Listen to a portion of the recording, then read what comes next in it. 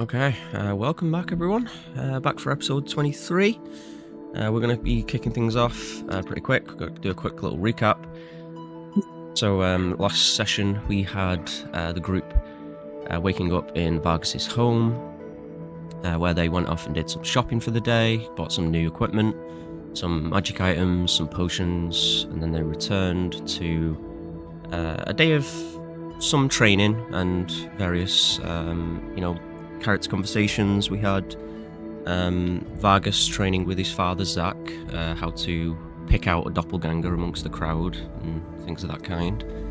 And we had Kai, who was propositioned by Vargas's mother to kind of unveil his shadow and reveal its identity, and offered him an open hand to a new family.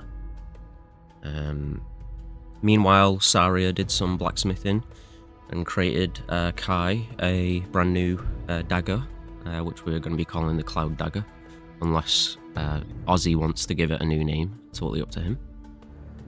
And we kind of left off as Kai was, Kai had a meditation session with Saria, where he kind of opened a gateway for his shadow to actually become a bit more sentient, and it guided him back to Vargas's mother, where his shadow's identity was finally revealed to him as the shadows peeled back from this magical ritual-like circle, revealing Loic, Kai's long-lost friend.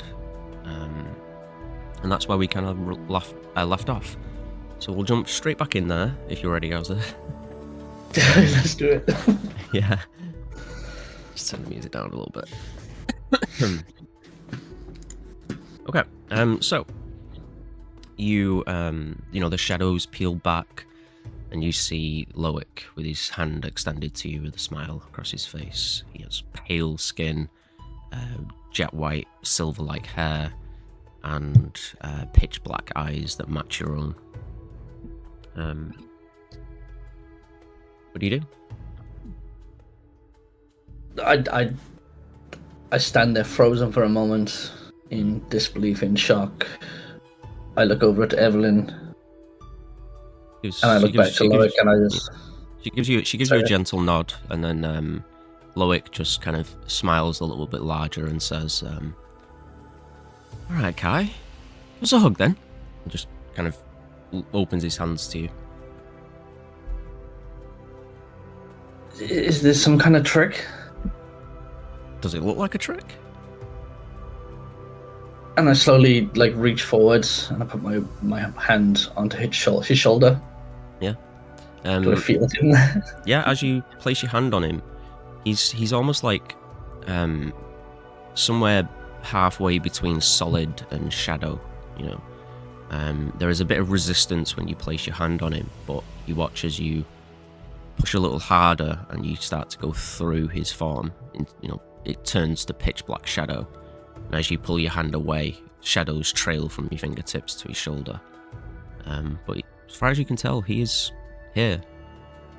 Same voice, same mannerisms, same, everything that you remember.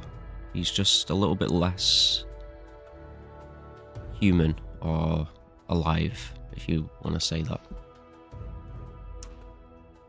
And Kai just says, "I'm so sorry, Loic," and I lean forward and just wrap my arm around him, give him a hug. Yeah.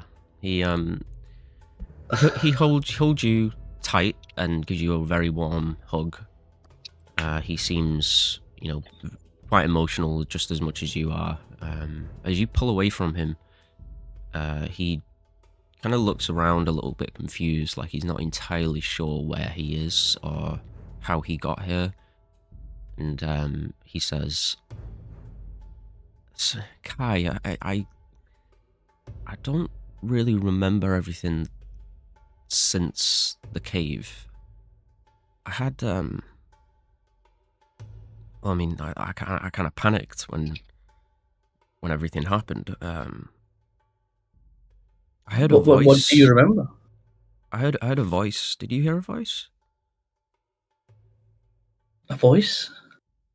Yeah, it's Like a calling? no, it was like an offer. Uh, What kind of offer? it was. I mean, it all happened so fast, and um, you know, we got flung in different directions, and before I knew it, I just felt like I was going crazy, and I could feel myself unable to breathe, and just I thought I was going to die, and I heard this voice, this woman. I don't know. She sounded distant and old, a little bit, What? a little bit panicked, just like I was. But she just said that you needed me, and if I wanted to survive, then I could help you, and you know, survive. So I said yes, and you know, I don't know. It's But like that was it's second like I've thought. been looking out of a keyhole this ever since. It's like I could just see this little glimmer of light, and you were taking up everything in it. I I don't know.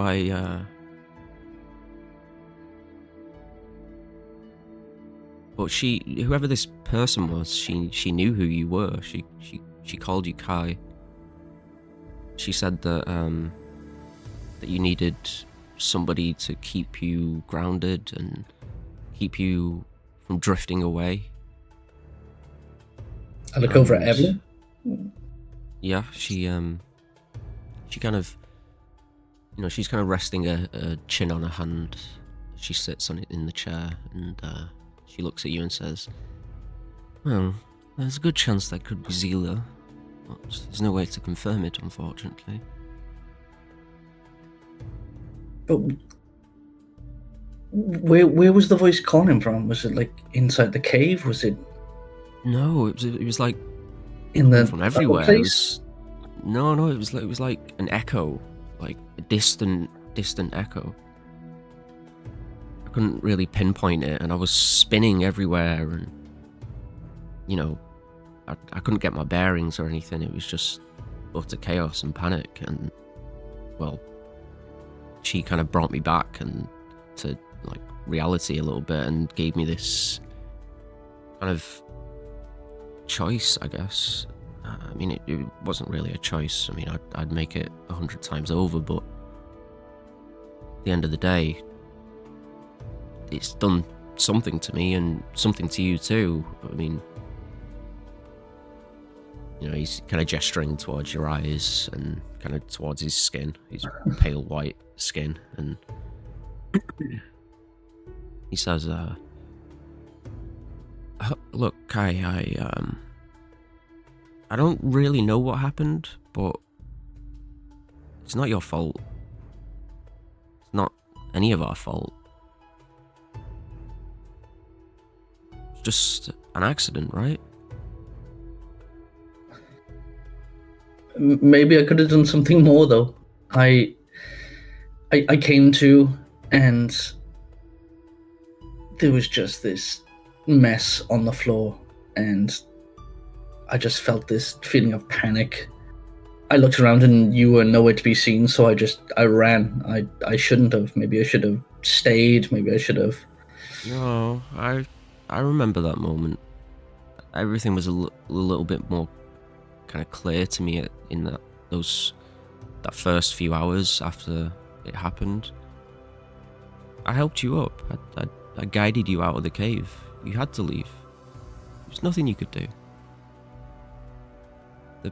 You didn't know how those runes worked or any of it.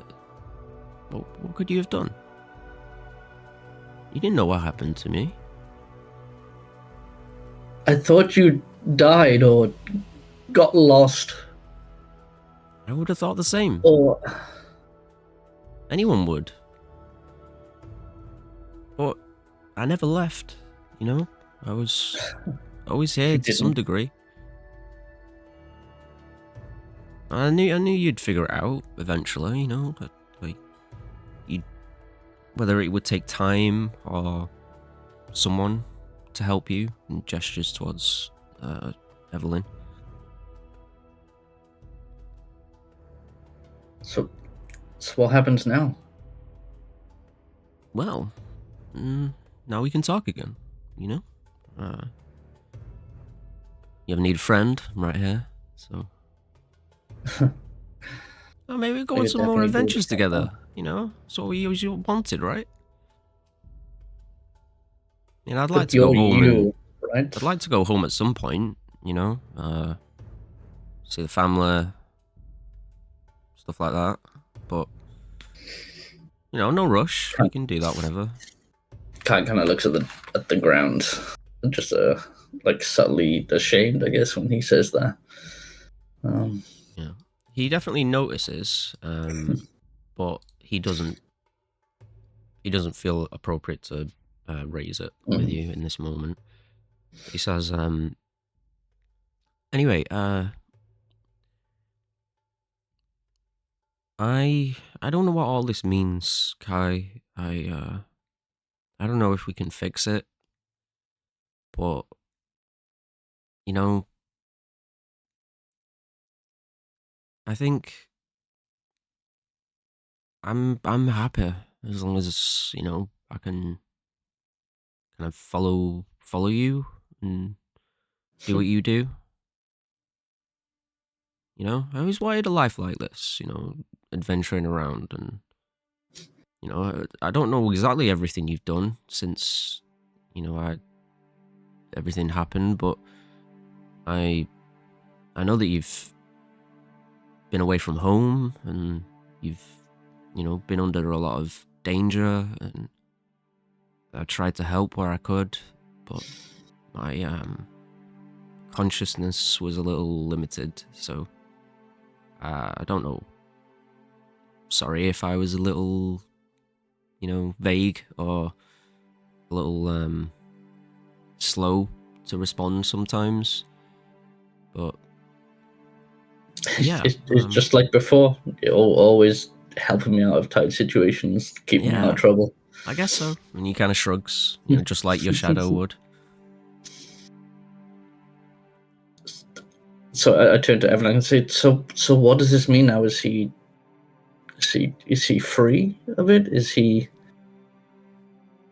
Well, I'm guessing he's still tied to me. He is, right? Yes. Tied to you, that is. He's not free. Well, it depends on your perspective, I assume. But he's tied to you, acting as your anchor. He will keep you grounded in this plane. The bond has been weakened in one aspect and strengthened in another. It will make you a little more prone to astral aberrations and dangers. You may be drawn to things such as gateways and things of that kind. And Loic here may find that over time he becomes a little more realized, a little more solid. Perhaps eventually the bond may even break or grow. If it breaks, then Loic here will, well, fade away. If it is left to grow, then who knows? Perhaps he may even return to some semblance of normality. But it may take some time to really know for sure. I'll continue some research on my side. Perhaps we may be able to guide it. But for now, As far as Loic is concerned, he's not exactly alive in the strongest sense of the term. It's more like a soul trapped within your shadow.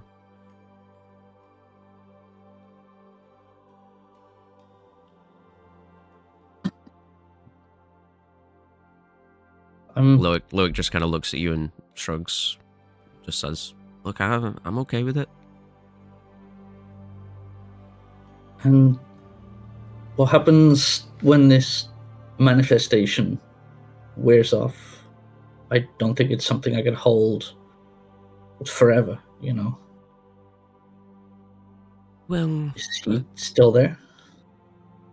Yes, he's more conscious. He'll be more aware of his surroundings, aware of what you say to him, etc. And when you summon your shadow, you can bring him forth, allow him to speak, etc. But the power is within you, your choice.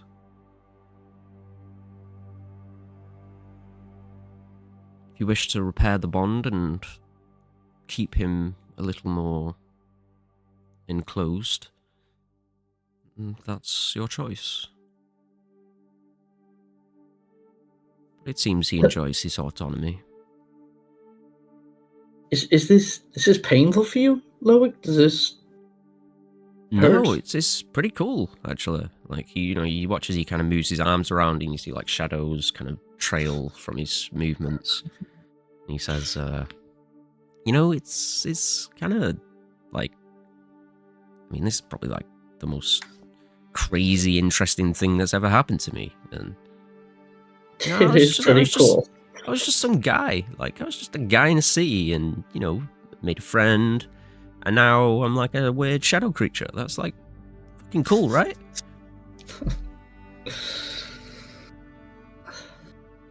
And hey, I was going to follow you no matter what. So, it doesn't really change much for me.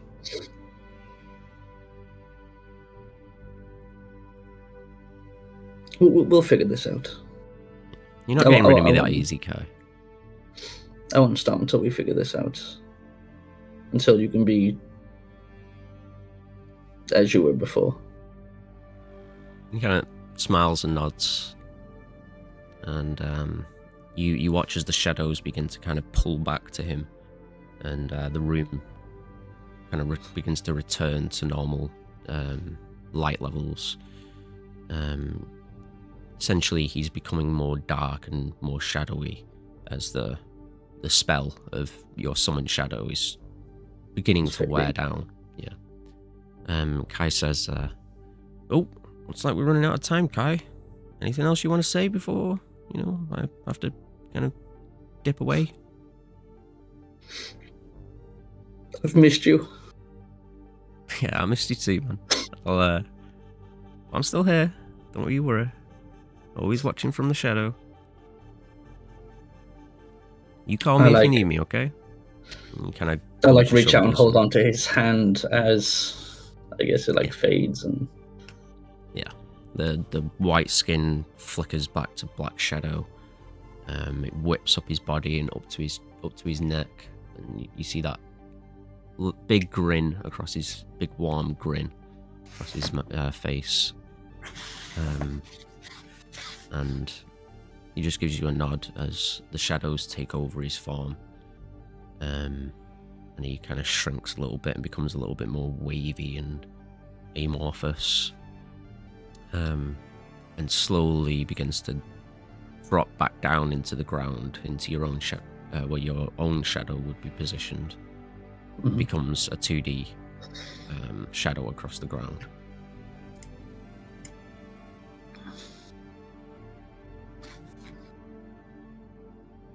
Thank you, Evelyn, for giving him back to me.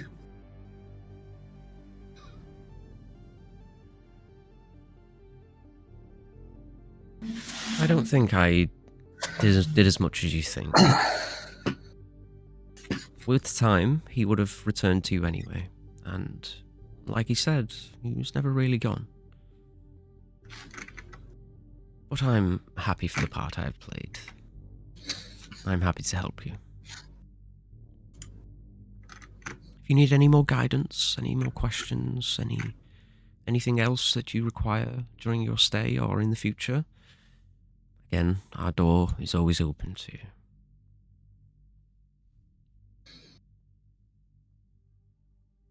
Thank you. And she will guide you back to the door. Oh, I need a drink. I start walking downstairs. Yeah. Meanwhile, as the sun is beginning to set at this stage of the day, what's everyone else been up to? Anything notable? Or are you happy to move on? Jade is standing outside the hag's door. Oh, okay, sure. Let's see what Jade's doing. Yeah, she's gonna knock on the door. Yeah, make a persuasion check. Okay. Alright, here we go. Surely. A 1. Not natural. Yeah. You bang on the door. Dead quiet. No response. You bang one more time, and then you watch as the seams around the door kind of glow with this green, like, glow. And as you pull your hand back, there's like a trail of green energy from your knuckles. Make a wisdom save, please. All right.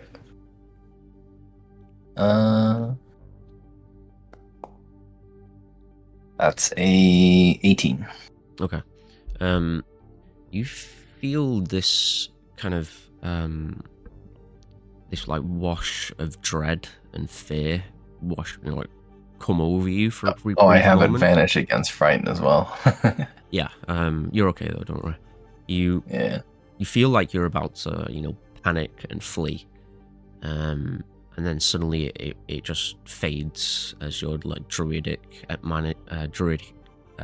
magic and your ooze-like body just kind of absorbs this effect. Remind me again what she was called. Mrs. Meringue. Yeah. But she pronounced it Meringue, right? Yeah. Yeah, Meringue. Yeah. Mrs. Meringue, are you there?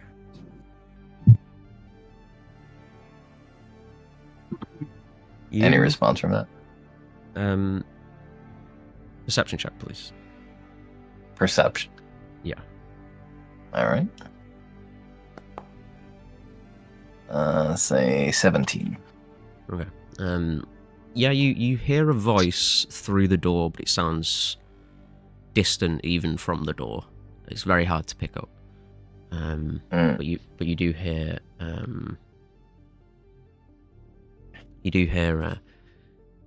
what do you want? I just wanted to come say hi because I saw you earlier looking at us, but I figured you were a bit shy.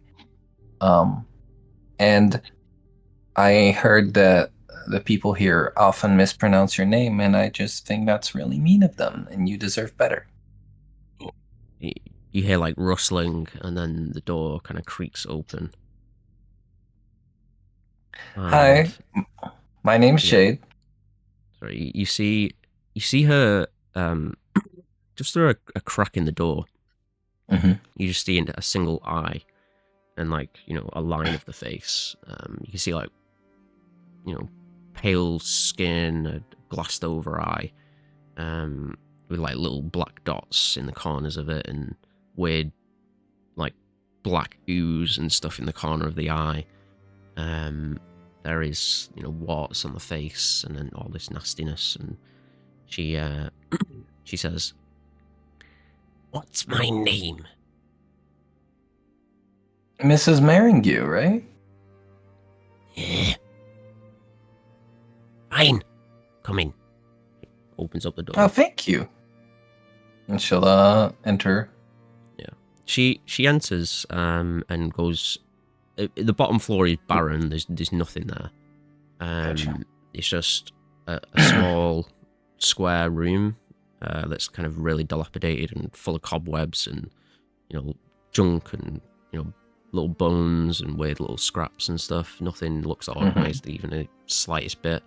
And then there's a staircase that leads up to a top floor. She heads upstairs and takes a seat in a rocking chair. Nope. I will follow her. Oh, I didn't mean to do that. Oh, God. Sorry, I'll pull you through. There we go. There you go. She sits down and kind of moves something at the side of the chair. She says, "All right, then, what do you want?" I just wanted to come say hi. Well, I'd like to think we're friends. I hope he thinks of me as a friend. I just wanted to come say hi and bring you a little gift. Gift? Her head kind of peeks up like she's trying to sense it, but she's not looking at you directly. Yeah, if you are okay with accepting a gift. What is it?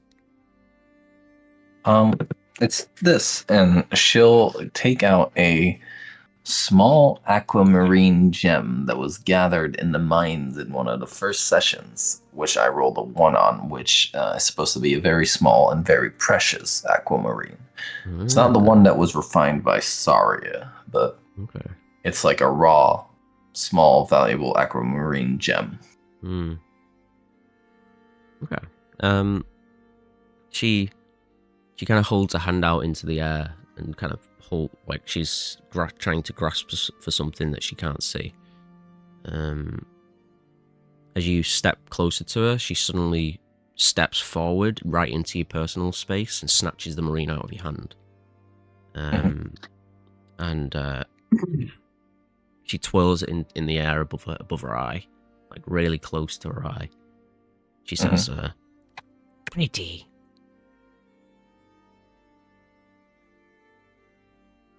She turns from you and walks towards this like little tent, and she kind of leans down, and there's like loads of like little scattered bones and like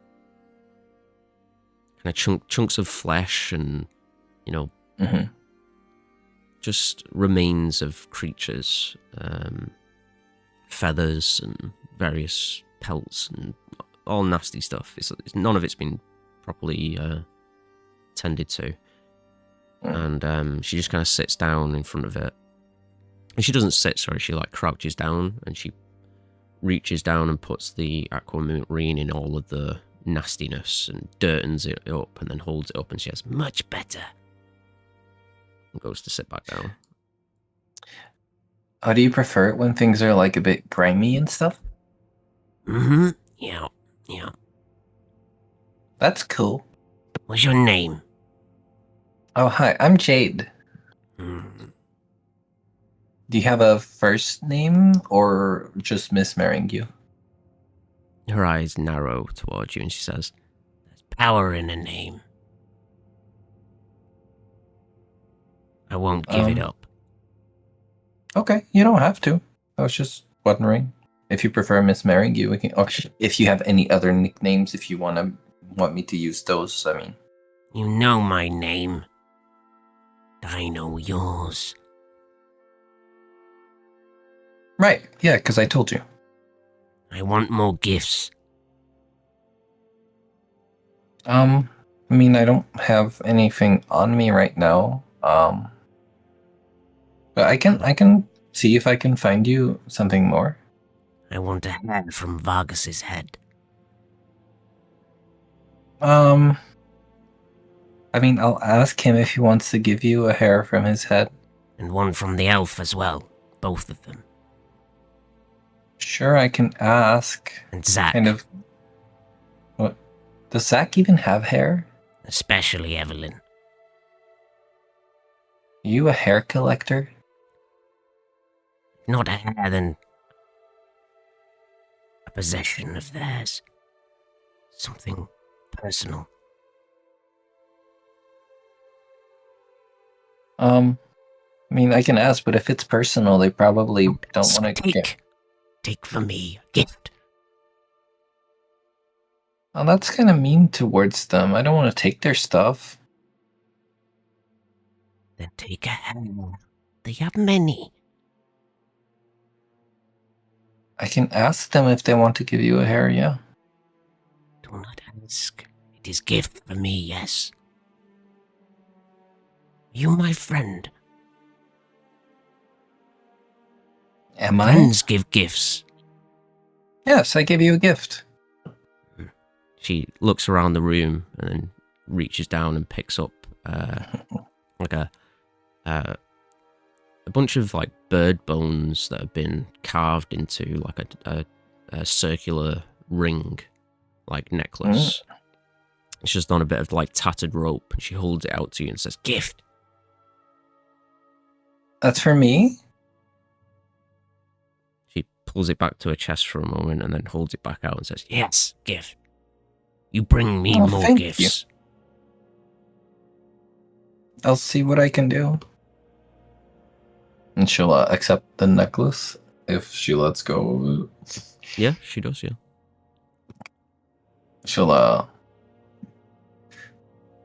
make an Arcana check on this. Yeah. Do I sense magic coming off of it? Let's see. Arcana. That's 17. There is something magical about it, but it doesn't seem like especially powerful or anything. Okay. And it's not like radiating, you know, it's not like glowing or anything, you know, there's no like obvious magical property to it. Right. Yeah, she'll accept it. Say, thank you so much. I'll see what I can do for you. Hurry up. Go. She shoos you with a hand. Okay. Have a wonderful evening. Sleep well. You hear a chair begin to rock, like, you know, squeaking back and forth. As you step out the door, as you step out the door, it slams shut on its own. Gotcha. You hear a lock go afterwards as well. Fair enough. Yep. Jade will head back inside. Cool. Anything from Saria or Vargas? Saria would just be relaxing at the bar after doing the meditation and cool. Doing the smithing all day. Yeah. Anything from you, Dave? Vargas? Yeah, I have been down in my room. Sure. I have been basically I've been practicing some things. Yeah. Finding some things and sort of trying to figure out where my flaw is. Like what I do badly and try to do better at it. That in terms of like disguising yourself or perceiving doppelgangers, which are the two sides of the coin. I'm disguising myself right now, but also trying to pick up on my own tells and see if I can, try to avoid them in the future or see, Yeah.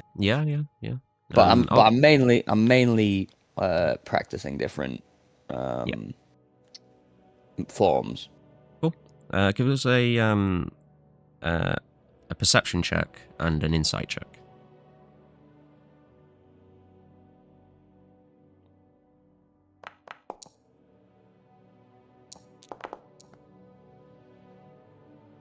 Eight and 8. Cool. So you you spend a few hours by yourself doing this, and you first of all, you notice that some of the tells that Zach has kind of shown you so far, you know for a fact that you don't have them. Things like elongated limbs, things like natural strength. Yeah.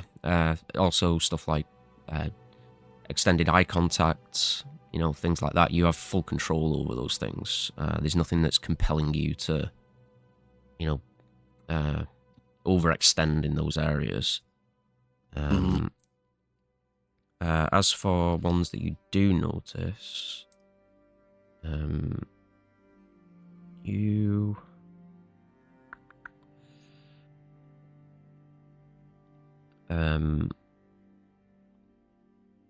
would notice that you do have a slight twitch to your body every now and again whilst you are in a new transformation that you've not taken on before. It's very subtle, but you do notice it. And finally, you do notice that you have a lot that potential animals can be adverse to you.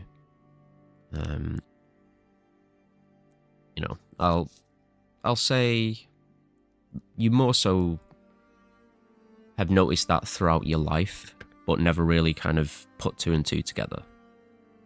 You've kind of just thought, oh well, maybe that dog just doesn't like me, or whatever. But with the context from Zach, you kind of think back on your memories, your experience of shape changing, and that's something that you pick up on.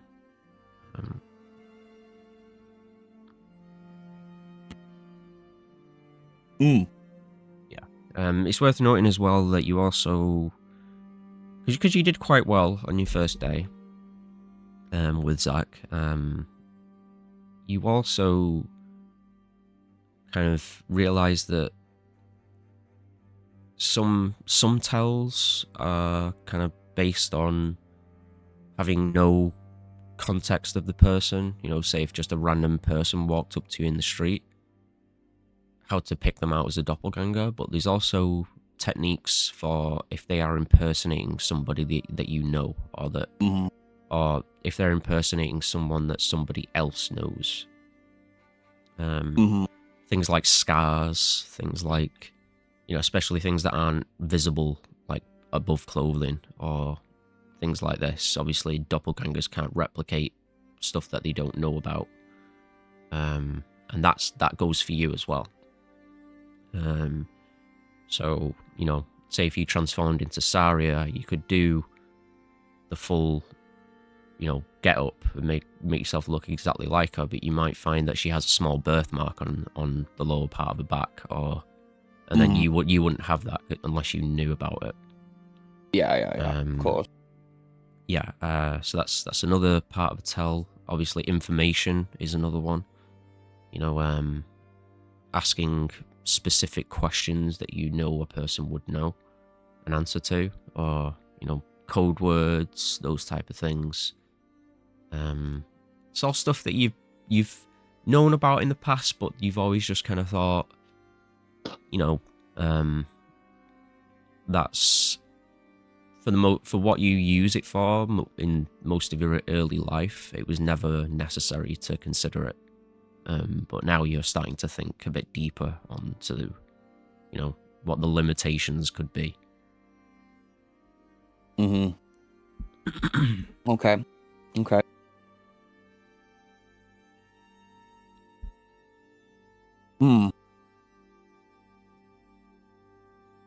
I always wanted dogs to like me, but they always ran away. Fucking shit. Yeah. And I'm gonna come back inside. Yeah. I will say as well, it's not like every beast is going to be angry with you at all times. I'm on doing that for flavor. Don't worry. Yeah. Just so that for the future of the game and everything. It's mainly when you impersonate person that has a pet or a creature a beast that knows them, and knows their scent, things like that. Scent is a big giveaway potentially for doppelgangers, but generally speaking, it's almost like a chance. It's like flipping a coin, whether a beast will not be adverse to you, but it's not like it will attack you. It will just like be displeased by your presence and maybe leave, or things like that. So don't worry about walking alone in a forest and getting ambushed by 15 beasts and torn to shreds. No, it's not quite as heavy-handed as that. Okay. But yeah, cool. Roll a dex save. Oh, you failed. 15 drop bears drop onto you. Yeah. And a good example of that is your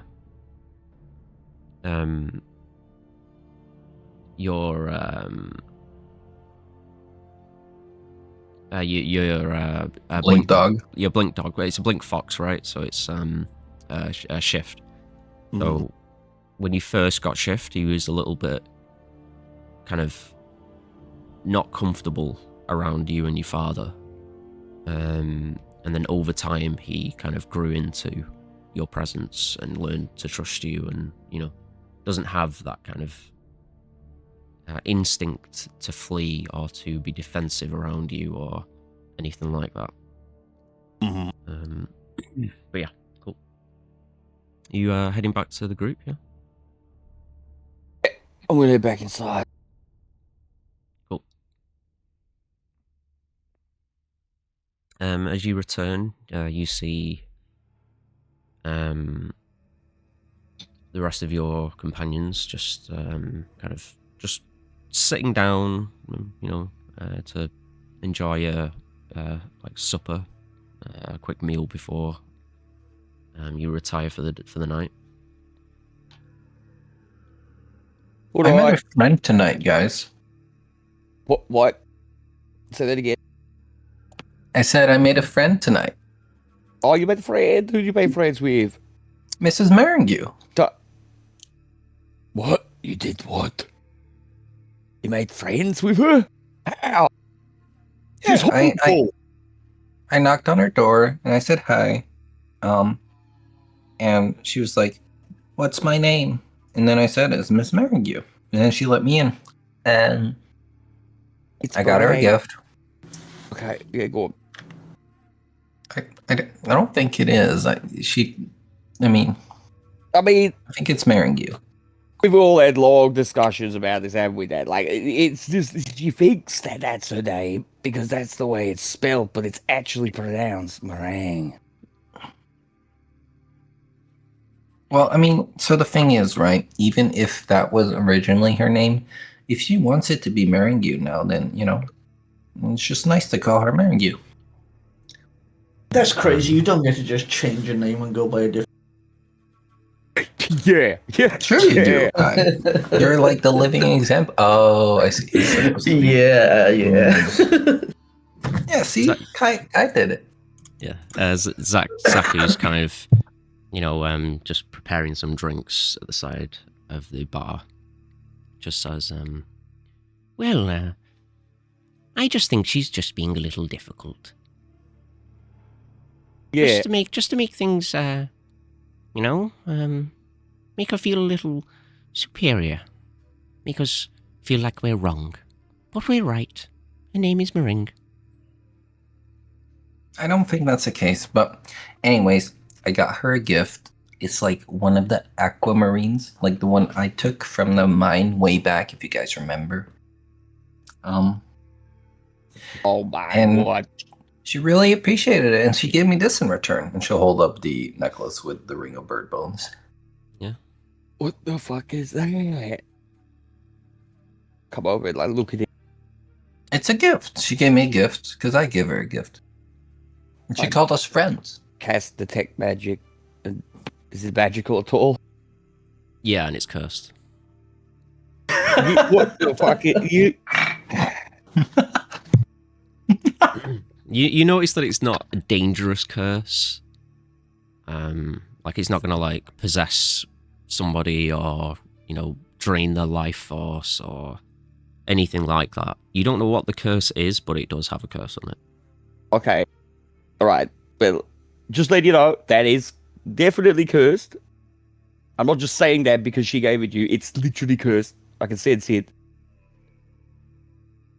I mean, I sense some magic on it. Are you sure it's a curse?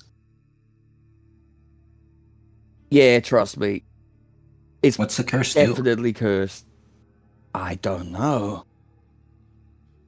Probably give you like spots or something. Or make you shit uncontrollably. Something like that. Interesting. Oh, Or maybe it will kill We you. I can don't use it know. against an enemy. I mean, possibly. What Maybe have it's you a got in good mind? curse. Good curse. Yeah, and then she was like, "Oh, we're friends now. You should get me more gifts." And then she was like, "You should get me like a hair from Vargas and Zach and Saria, and or if I can't get a hair, get a personal item." Real quick, when she says hair, she doesn't say hair. She just says an item. Wait, sorry, what? When you say hair, you think that you're saying hair, but what you actually say is item. Oh, okay. That's what you Why want does here. she want stuff from us? Well, in that case, what you guys hear Jade say is, she wants like an item from you guys, or like a personal item. What? Yeah. Why does she want something from us? I don't know, but I was like, I mean, I can ask them if they want to give something, and then she was like, You "No, do don't know. ask, just take." And I was like, "Well, I'm not gonna do that. And, like, I want their consent." You do know. You know exactly why. We all know why. Right? Wait, Dad? why? She's gonna fucking curse us. That's what she does. Does she need items for that? I don't know Couldn't what she she not just- needs for it. To be honest, Hag's ways are very different. Like, I could cast a curse, but yeah, Hag's curse is different, eh? And are you sure she's actually like a hag? Because I've heard when I was younger, hag. quite a few Aye. people call my aunt a hag. She's a hag. I don't think she was. Oh my goodness. She has like this cool ritual site with bones and like remains of animals and stuff in her attic, or well, her main room. That's That pretty kind of sounds haggish. a bit like Zila, to be fair. And then she can close the door downstairs from upstairs and lock it. It's pretty cool. My God. She's going to try and curse us. Maybe we should... Is there any way that we could fuck with her dad? Like maybe give her something from someone else? Maybe she thinks it's from us. Maybe. She is a I little... don't think we should do that.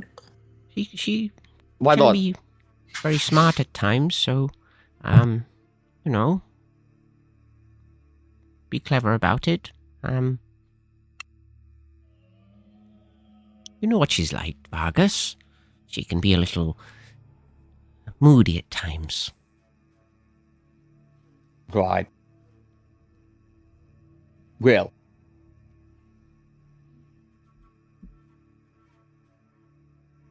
What do you need from me, Jade? I don't know. She said just like an item or a personal item. Oh, well. Jade says hair, but you hear. Yeah. He says, Last time that she wanted something from me, she wanted one of these. and he plucks a hair from his head and hands it to you.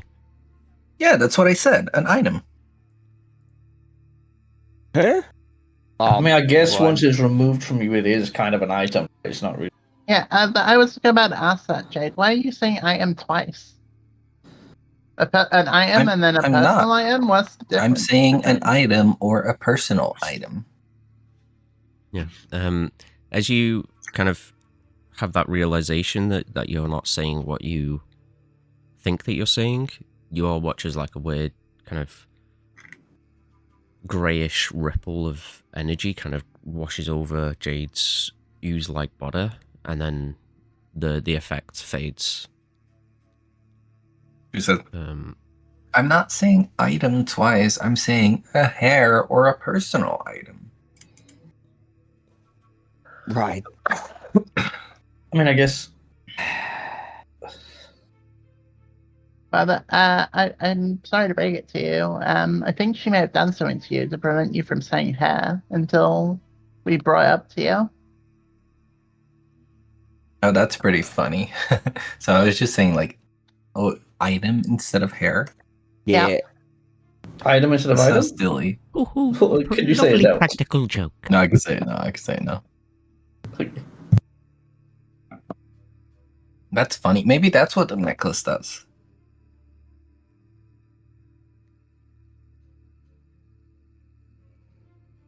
You put maybe, it on?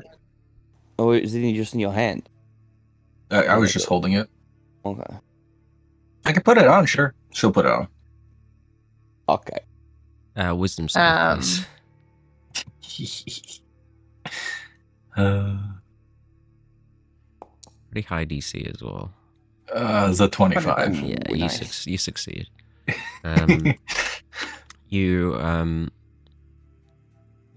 you feel something as you put it on. Just like a shift. There's like something in your thought process kind of clicks into place. Like you have a sudden desire to do something, to complete something, and then it clicks back to what it was and it disappears. Oh, that was weird. I kind of felt like I was wanting to do something really badly, but then it went away. I wonder if that was to take stuff from us without our consent. Oh, that would be mean. Jid takes off the necklace. Yep. I hope it's not that.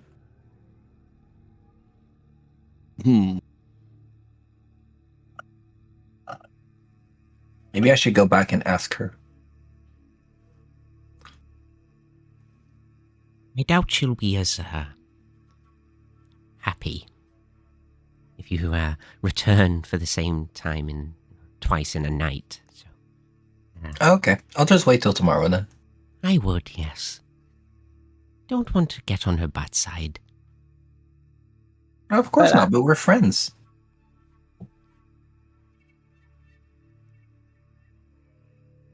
Sorry, I'll just go. But I think I'll decline on offering up any items of mine to somebody that I have never met before. That's kind of weird. It could be fun. I'll just say it. It could be fun. Whatever happens, happens. But, yeah, it's probably going to be really fucking annoying. Yeah, It's the pain in the fucking ass. One curse is enough for me. So I'll stick with mine, and we'll go from there. I always liked a little bit of risk. And you watch as Zach transforms into Saria and plucks her hair and hands it to you. And he transforms into Kai and plucks her hair and hands it to you. Wait, does it work like this? What the hell? This seems like a cheat code. I'm pretty sure. Don't you worry. It's still me. It's going to work. Or he's going to get cursed a lot. I don't mind. She said she really wanted one from Evelyn. Huh. Like she was like, oh yeah, I want a hair from Farkas and a hair from, and then she was like, I really want a hair from Evelyn.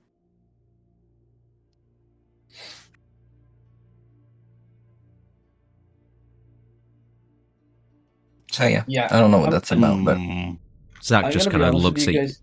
Sorry, go on. Sorry. No, go ahead. Yeah, just Zach just looks at Vargas and just says, Well, should I ask her, or should you, Vargas? I can go ask her. if you wish. If you Go on, guys then. are okay with it. Should Sure. I provide a hair from you, Vargas, or would you like to have a little fun as well?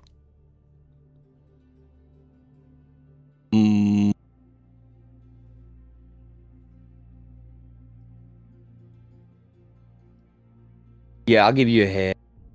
I'll give her a hair when she gets back. Very good. Oh, little father-son bonding time with curses. Ooh. And gives a little clap. Jade, you knock Jade on knocks at the door. Evelyn's door. Yeah. The door opens and you see her with a finger kind of waving through the air with a bit of purple energy. Oh, am I interrupting something? I'm sorry. No, not at all. Come in. Welcome, Jade. How are you? Trust everything's okay? Hi. Yeah. I went to Mrs. Meringue, and we're friends now. Ooh, very nice. Quite rare. Yeah, she gave me this cool necklace. Vargas says it's cursed. And Oh, yeah, when I it's put it definitely on, cursed. yeah, when I put it on, it made me want to do something for a second, but then I was like, nah, that's silly. That's not my thoughts. Do you mind? She holds a hand out to you. Sure. Yeah, you can take a look. Yeah. She kind of holds it in her hand. She says, "Oh yes, it's not the first time she's tried something like this. Newcomer, and trying to get you to, well, help her in her endeavors. This necklace likely would have, well, loosely possessed you if you slept whilst wearing it. Potentially even whilst you're awake. It's a little more difficult. It's a subtle curse. It's nothing that will put you in danger, but couldn't say exactly what she wanted you to do with it. Well, so she, I gave her a gift first, and then she gave me that as a gift, and then she was like, yay, I like gifts, and then she asked if I could get her more gifts, being like, hairs of Vargas and Kai and Zach, and especially you, or like a really personal item. And I'm like, well, I'm not going to do that without consent. I'll ask them. And then she was like, no, just take them. And I'm like, in my head, like, I'm not going to do that. Yes, she's attempting some type of, larger ritual, some type of curse, obviously. Yeah, that's probably why she had all the little dolls of everybody. You see her eyes kind of narrow to you a little bit, and then she kind of brushes it off, and she says, well, regardless of whatever she's doing, she's not one to cause physical harm, at least unless properly provoked. Yeah, like Zach gave me one of his hairs because he was like, I want to see what happens. And then he turned into like the other people, like Saria and Kai, and plucked the hair as well. Yeah. She kind of grins in one corner of her mouth, and she says, yeah, well, Zach always was a little protective. Yeah, and then they were like, Zach was like, Vargas, should you go ask, or should I go ask Evelyn for her hair? And, well, I offered to come ask. Oh no, I'm afraid if she wants one of my hairs, she's going to have to take it off me herself. You can tell her that if you wish. Okay, I'll tell her to come over if she wants to, yeah. But yeah, that was it. Nothing important. I just wanted to, say hi again. I think you're really cool, by the way, but... Likewise, just so unique. I could just wonder all day. I think I used to be a green dragonborn. Well, used to be is a strange term. You are what you are. You are what you choose to be as well. Well, I guess I have a dragonborn skull, and I am green, so... Amongst many other things, I'm sure. Wait, which one? The color or the items? Well, both, of course.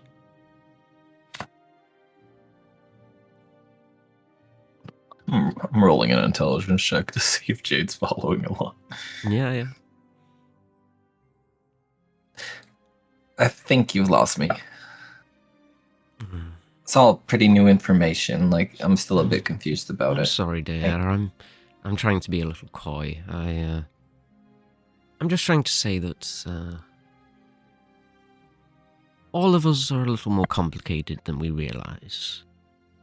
It's not always the best idea to define yourself over things like appearance or, well, what we used to be.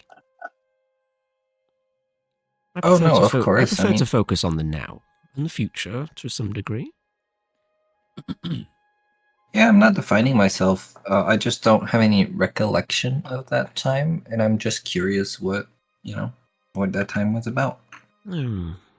Memories will fade and return with time, especially ones that are rooted in trauma. No doubt, whatever happened to you was traumatic. So,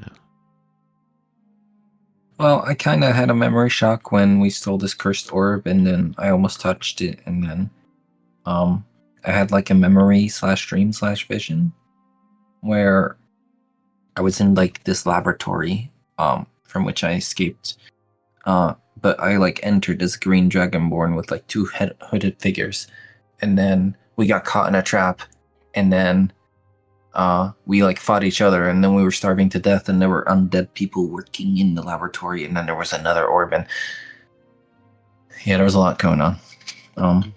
As you say all this, she's just kind of, chin in her hand, just smiling at you, just nodding along, just listening intently. She says, I'm sorry, I can't say that I'm familiar with any of that. But it's interesting. The laboratory is somewhere in what's that area called? With all the green stuff and the black rock, Grave Shadow, I think. Oh, the breach, yes. Grave Shadow, yes. I haven't been before. Doesn't have the best reputation. Yeah, it's kind of scary. There was a big monster, but I managed to defeat it and then escape. Well, but I want to go back there. Destined to return, I would assume. Well, yeah, because I had a book from there, and then the guy at the temple in the Chain Coast, what's it called? The Hallowed Light. Yeah, Isaac, I think is his name. Mm-hmm. He was like, there's another book in the same area you came from, but maybe not the same exact area, but a very similar area in the same bigger area, And then there was that orb and another orb that was still in the laboratory that I was. So I kind of wanted to look more into my book, but Emmett stole my book. So I need to go back to get that at some point. Yeah. Well, Emmett always was a little... bitch. Yes. I've no doubt that you'll find what you need and, well, discover what you need to find out about yourself with time and with patience. Just, keep doing what you're doing. Yep, that's the plan. If you ever do find out exactly how this happened to you, or how to return in some form, come and see me. I'd be happy to try and help. Yeah, we'll see. I don't really know what I want, like if I would want to return or, Well, I am quite talented with transfiguration, so those types of magics are in my wheelhouse, if you will. You seem very talented. Well, thank you very much. I do try from time to time. It doesn't seem like you have to, honestly.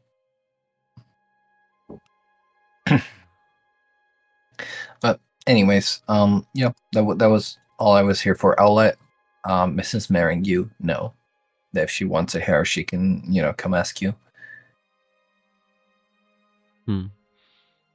But anyways, she just kind of chuckles under her breath at the idea of Mrs. Meringue receiving that word from her. But yeah, she says, "Thank you for the visit, Jade." Of course, thank you for your time. I won't disturb you and let you continue with your cool purple magic. Have a good night. Yeah, you turn and exit. The door shuts, and you head back. And I tell the group. Oh, well, you were ahead. gone. Sorry, yeah. So Kai, how did the thing with your shadow go after the meditation? They seemed quite eager to pull you off. What? Excuse me. Pause. Gotcha. Mine.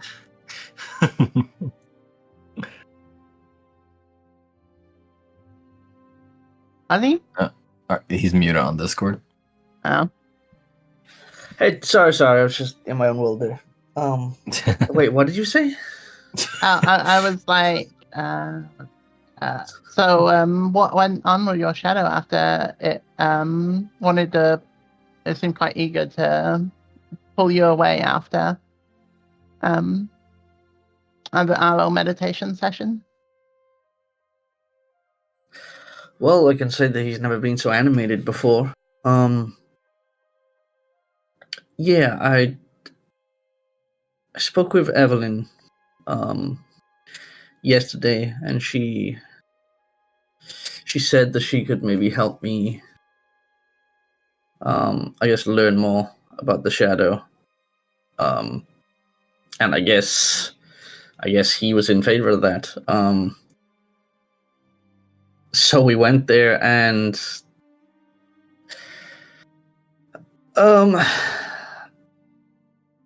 the whole situation is a lot more complicated than I first thought. I'll show you when we're in a quieter area, once we're with everyone. I think introductions are in order.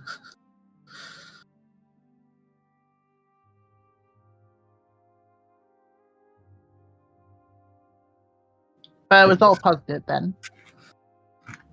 Honestly, I don't know. Yes, no. I guess I'm more confused now.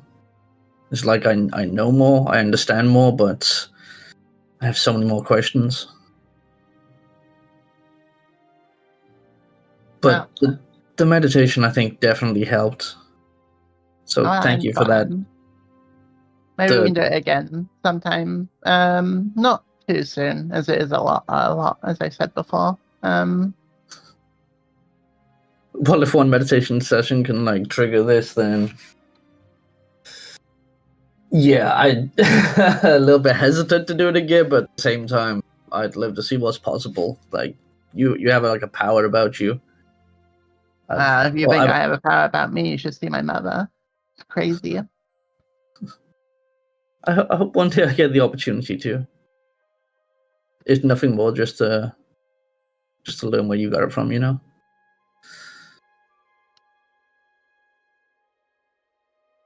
Once everyone comes back around, I think maybe we should take a walk and you guys will have a little bit more information then. Sounds good. In my brain, when Kai said walk, the shift fox just appeared. Oh yeah, it totally would. Walk. Yeah. it appears, and it's like, no, well, it's not barking. Sorry, it's just kind of like making little growly kind of noises like a fox. But it's darting around, jumping around, and as Vargas just kind of pats it a bit and calms it down. It kind of sits down on the table and cocks its head to the side, listening intently for the same word to be said.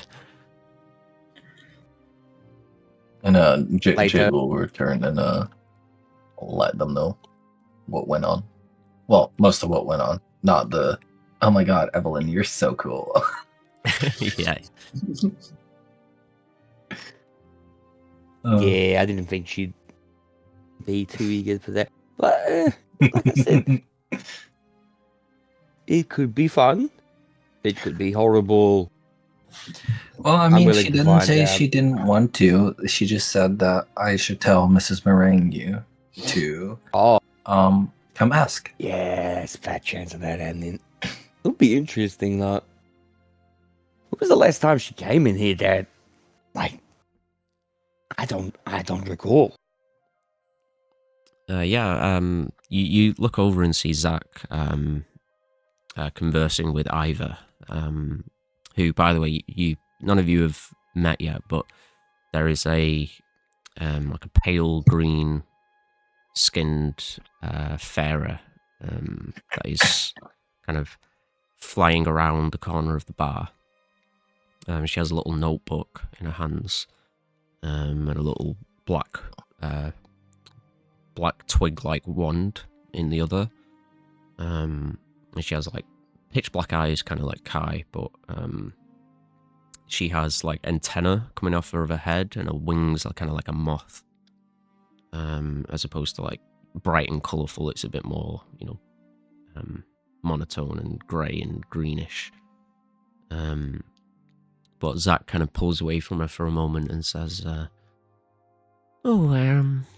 would have been probably maybe 5 years ago, something like that.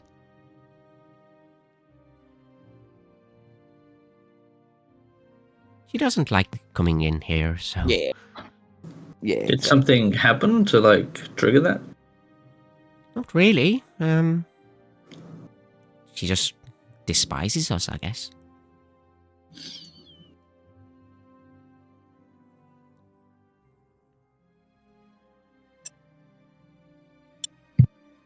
I think she's just a little adverse to fun, you know?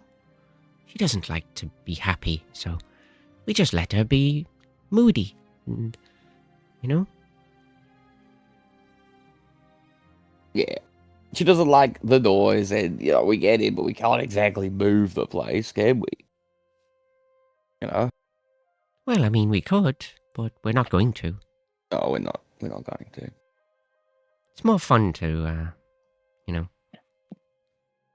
not do what she wants.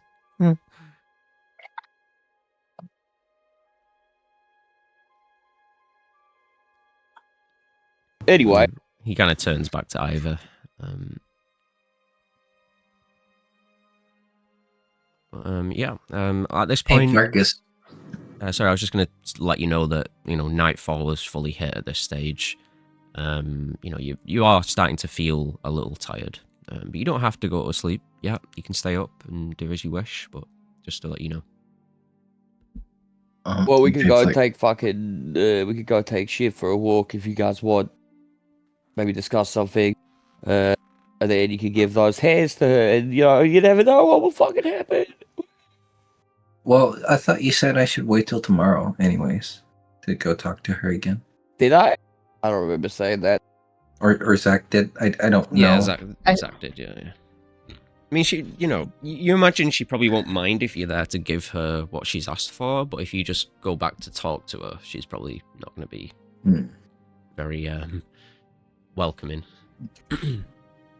Yeah, maybe I'll do that. But Vargas, who's your dad talking to? Oh, here's a hair, by the way, Jet. And that's Ivy. She's like, I guess like another manager, I suppose. She manages all the films and all the goods and stuff like that. My parents are like the owners. She's like the manager. Yeah. Cool. She's cool. But yeah, we can go for a walk. She's all right. You watch as you say this, Zach and Ivy are within hearing range and stuff like that, and as you all say this and then stand up, you notice as you turn away from them, there's a little flash of like dark greenish kind of energy that comes from Ivy. All four of you have the blast spell active. For the time being, No, I'll let you know if it fades. Okay. Okay. Nice. I give a little thumbs up to Ivy. She just winks at you. Old fling, hey Vargas. Sorry, say that again. I said an old fling of yours. What? It's a friendly wink, okay? I still say it. Yeah. It's more of like go and have fun with your friends, like manager wink, like don't get into too much trouble. Here's a blast spell. Jade definitely thinks she's flirting with her. Sure. But yeah, so you all like heading out into the forest, or what's the? Think Yeah, so. I mean, if you want to, yeah. I mean, we could go take you for a walk, have a discussion. Yeah, I think that'd be good. Sounds good to me. So you all head out into the nighttime forest. It is, chirping with, wildlife and mostly nocturnal creatures, just kind of starting their like process of a day, whatever that would be for them. Owls and small like critters and snakes and all manner of creatures. It's very, very dense, thick jungle-like forest with some of the trees are like 20, 30 feet wide. Some of them are a bit more regular sized, and but there's vines all through the ground and rocks, and none of the terrain is easy to traverse once you get past the tree line. You have to climb over things and climb up sides of trees to get up embankments, and little pockets of rivers that spread out and fracture all throughout the terrain. It's very easy to get lost here. How deep into the forest do you all go? Yeah, we'll take like I'd say a leisurely walk. So maybe like, I don't know, a few hundred meters. Yeah, sounds good. Like 500 meters or something like that. Jade will have a produce flame out too. Yeah, sure. Have some light.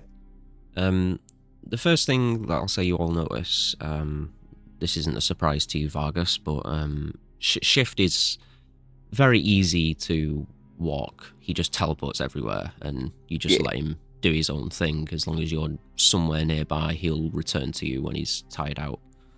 But every now and again, you all see him just like blink up into a tree and then vanish, and he's gone for 10 minutes, and then he blinks back with like a rabbit in his mouth or something, and then blinks away. And it's Will he just fetch a ball? I can't say I've ever had a pet blink fox before. Or a stick. He'll fetch a stick, yeah. Okay, I'm gonna reach down to the ground. I'm gonna pick up a decent sized stick, and I'm gonna cast a light on it. And I'm just gonna launch it into the woods as far as I can.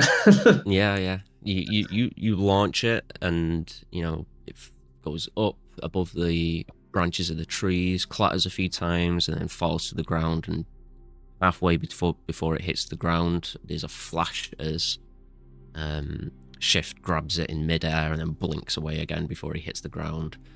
And lands right in front of you, like in a sat position, and just kind of pants a little bit and drops the stick on the ground and then vanishes again. And like throughout this whole walk, I'm going to be playing with him a bit. Yeah, cool. Jade, as you produce flame, you know, the light takes around the scene, makes everything a little bit more red and, you know, warm. But as the flame flickers, you notice that the trees and the branches of the trees begin to kind of bend towards your position, almost like the canopy of the tree is just bowing towards you. You start to feel a little bit uneasy about what you're seeing. You know nature, and you can tell that this forest is this forest is not happy with the fire.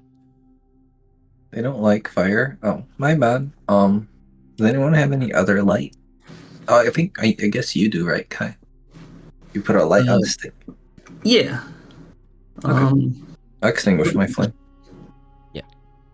Maybe it's better I don't throw it for Wait, what's his name again? Shift. Sorry. Yeah. I'm really bad with names.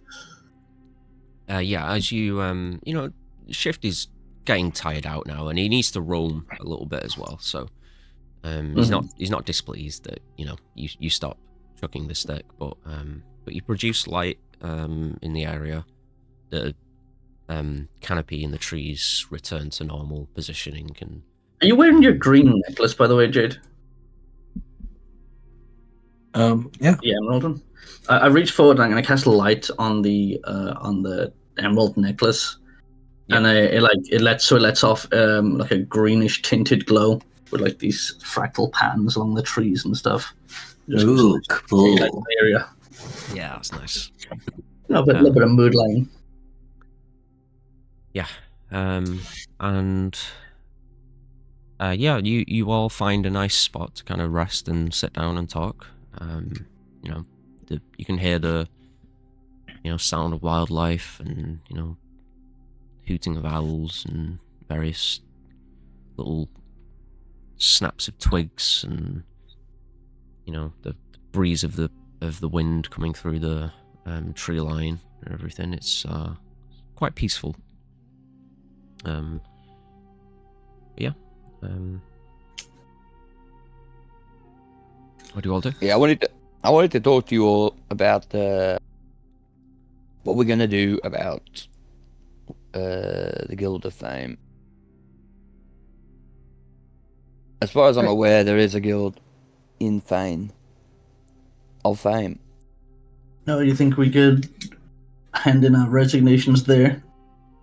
At least we could get into contact with the other guild and explain the circumstances. I don't know how we're gonna get back without just traveling. I'm gonna be honest, I'm not a huge fan of teleportation right now. Oh, you rather go on boat? Honestly, that's a difficult question to answer. I think it's that, honestly. Do you not like boats, Kai?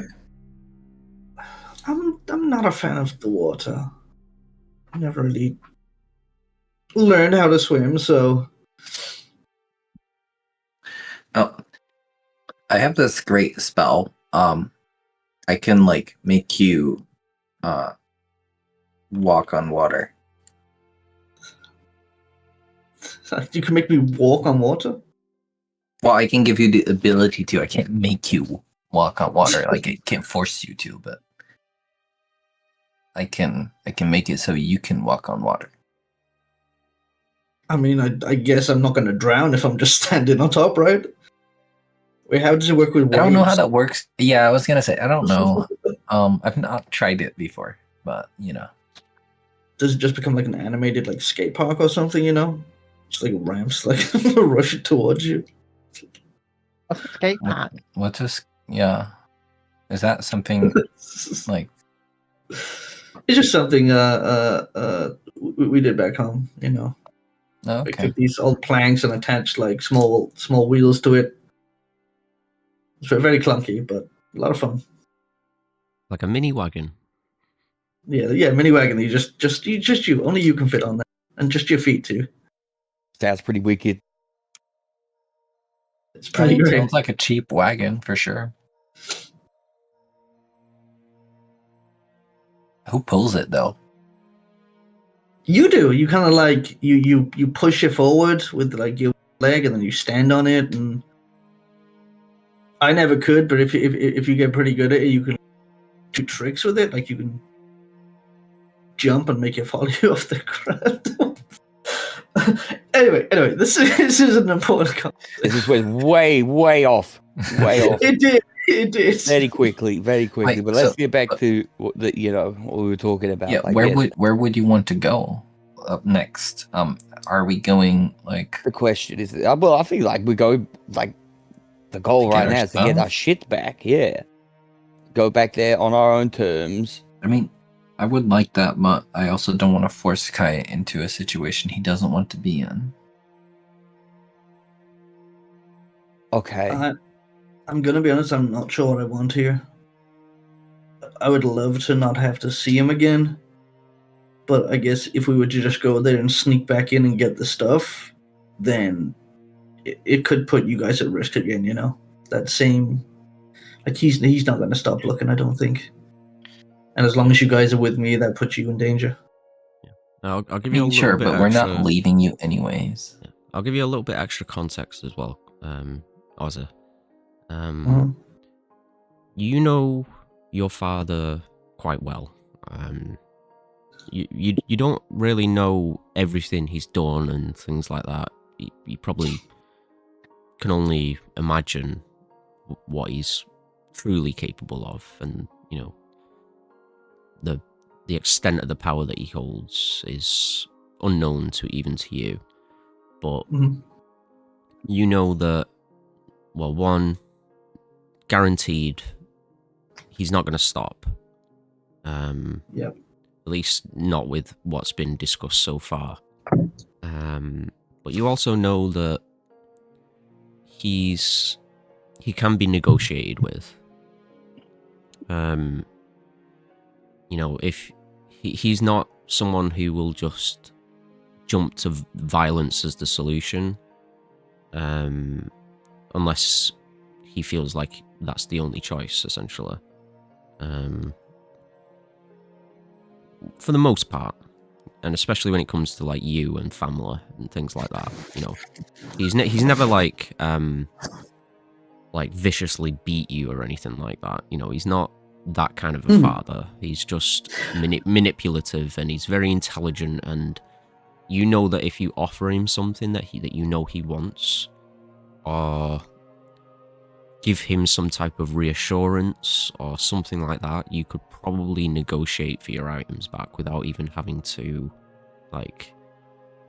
attempt any theft. Well, not theft, but you know what I mean, like sneaking in or any type of violence or anything like that. There are ways about this that you can avoid a conflict if you approach it in the right way. So yeah, there's a number of options that you can go for with your father. You know this. It's just Kai just doesn't know what he wants out of it, I guess. Yeah. Yeah, at least that's my understanding of what you've told me anyway. I mean, yeah, I do agree that I do think we have to go back there, getting your guys' stuff, like Vargas's cloak, Jade's book. That's too important stuff to just leave. So I guess we're heading that direction anyway, right? Well, I think we're definitely heading towards Fane. That's for sure. I think that if you're not ready for a confrontation, maybe we could just, sneak in and get our stuff, Yeah, but I mean, we've kind of seemed like he wasn't gonna stop looking for you either. Yeah. We got a long travel anyway. Even if Evelyn can get us to Thane, I still think it's a while's travel from Thane. So I guess we got time to think and strategize, discuss. But I do think ending our terms with the Guild of Fame is probably the right call. Yeah, maybe. Either that or just discussing a different. I don't know. Like, I don't Fame necessarily isn't care nec- about them. They're just a good way to get money, right? exactly, but it comes with the caveat of like your name is, you know, not blasted, but is on a list and easy to find. I mean, I think it definitely benefited us. I guess this is how we all met, right? We were all a little bit aimless, but now I guess we have goals, and they don't necessarily align with the guilds.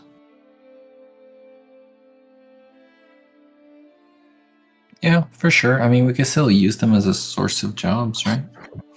See, that's Yeah. what I'm thinking too. But yeah, as far as I don't know, I feel like it needs to be discussed with them, or maybe with our handler or whatever. Maybe we could ask them, like, can we, like, be contractors for you guys? Like, not part of the guild, but still do stuff for you guys.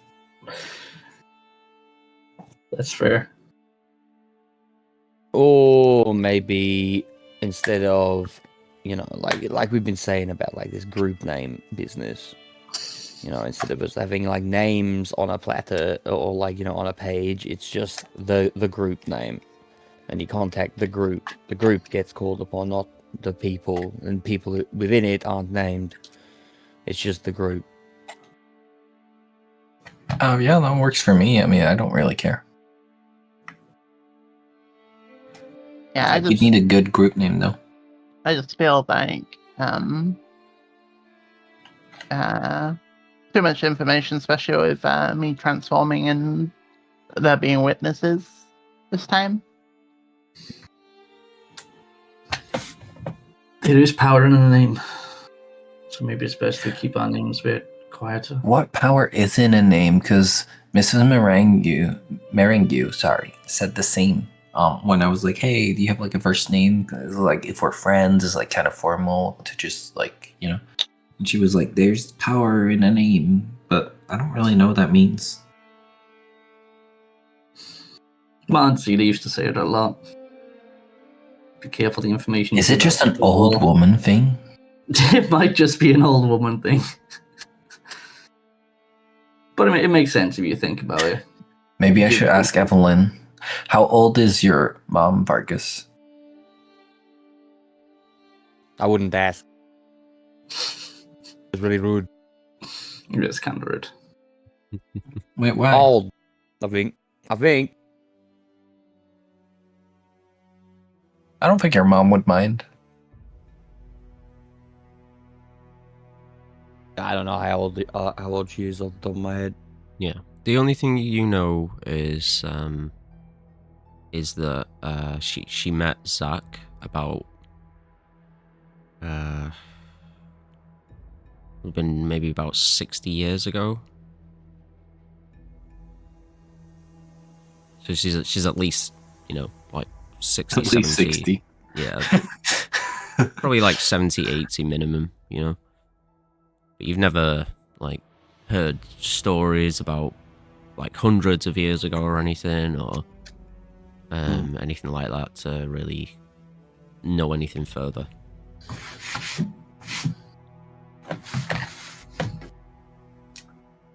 But yeah, maybe I should ask Evelyn at some point if she thinks the same thing and why. Yeah, we can ask before we head out.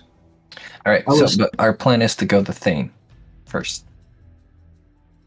I think so, and then from there we can start moving towards the Shade Mall. Yeah. I believe How so. far away is Thane? From here? Or... Well, yeah. Yeah, I wouldn't know. It's a few days. It's at least a few days travel. I know that. It's likely a few weeks travel. It's halfway across the continent. Scott? Yeah, so how far is Thane from here? Is that your question? Mm-hmm. Yeah. Ooh, It's like 26 squares. yeah, it's probably about like 9 or 10 days. It depends how you travel. Well, put it this way, you can't get a wagon through the forest. It's quite slow to traverse on foot through it. So, but if you have a means of flight or anything like that, it could drastically shorten. But like Vargas has said, his mother can teleport you to Thane. And then from Thane to Shademore is probably Does anyone just see that giant floating mountain just shift? No, that's Unity City. Yeah, I know. it's about 4 or 5 days to Shademore on foot from Thane. But yeah, I mean, we can. I mean, maybe your mom wants to help, but is there anything else we want to do here or need to do here? I wouldn't mind taking just another couple of days to rest and recuperate. The last 24 hours have been, quite honestly, emotionally exhausting. Yeah, I can imagine. I'm fine with that. If you want to just chill here for a couple days, or I mean, we could go to like Thane and then just get some rooms there and chill there and just walk around the city. It feels a bit safer here, if I'm that's fine. honest. I wouldn't mind Whatever. spending some time I in Thane, I but personally want to get out of here as soon as possible.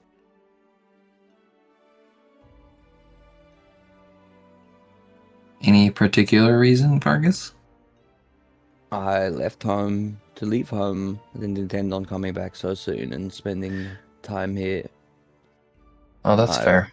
I have spent my entire life here, pretty much going, the furthest I've been is Bayleaf, pretty much, and I want to see the world, not hide away here. I've been doing that my whole life. Mm-hmm. it's understandable. So, How about one more night? I do still Yeah, I need mean, to speak with my father a bit more, but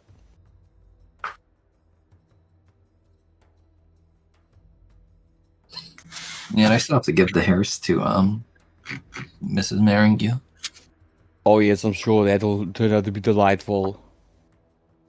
I He's guess probably going to be pretty upset that I don't have a hair of yours, Vargas, but... I gave No. you the hair. Oh, you did? Yeah. I said, here's the hair. There's a hair. Oh, see, I heard item, and, I probably got confused. It's okay. That doesn't make any sense, because I said hair. Not item. Well, see, You that's the one what I started saying thought, item too. because she cursed you. My God. Maybe instead of hearing hair, I'm hearing item, too, sometimes now. But maybe it's fixed now. I don't know. Weird stuff. Anyways. Curses. Didn't you bring us out here to talk about stuff, Kai? Yeah.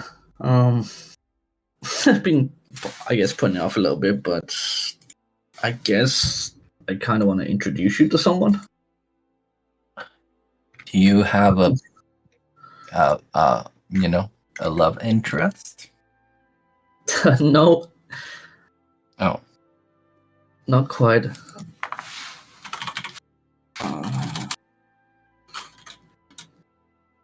Is your add the special thingy yet, someone? Scott?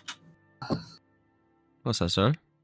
Did you add the Oh, lower? just summon your shadow and I'll change its Okay.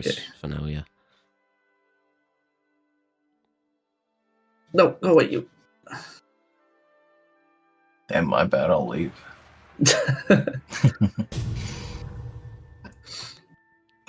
And as I reach out, my shadow kind of like fills out and fills the space next to me. It's like a silhouette, humanoid. And then the shadow slowly fades, and you see the same white-skinned boy standing there. Yeah. Kind of looks around at each of you and says, "Hey there, you all okay?" Hi. All right there. Hey, I'm Loic, friend of Kai.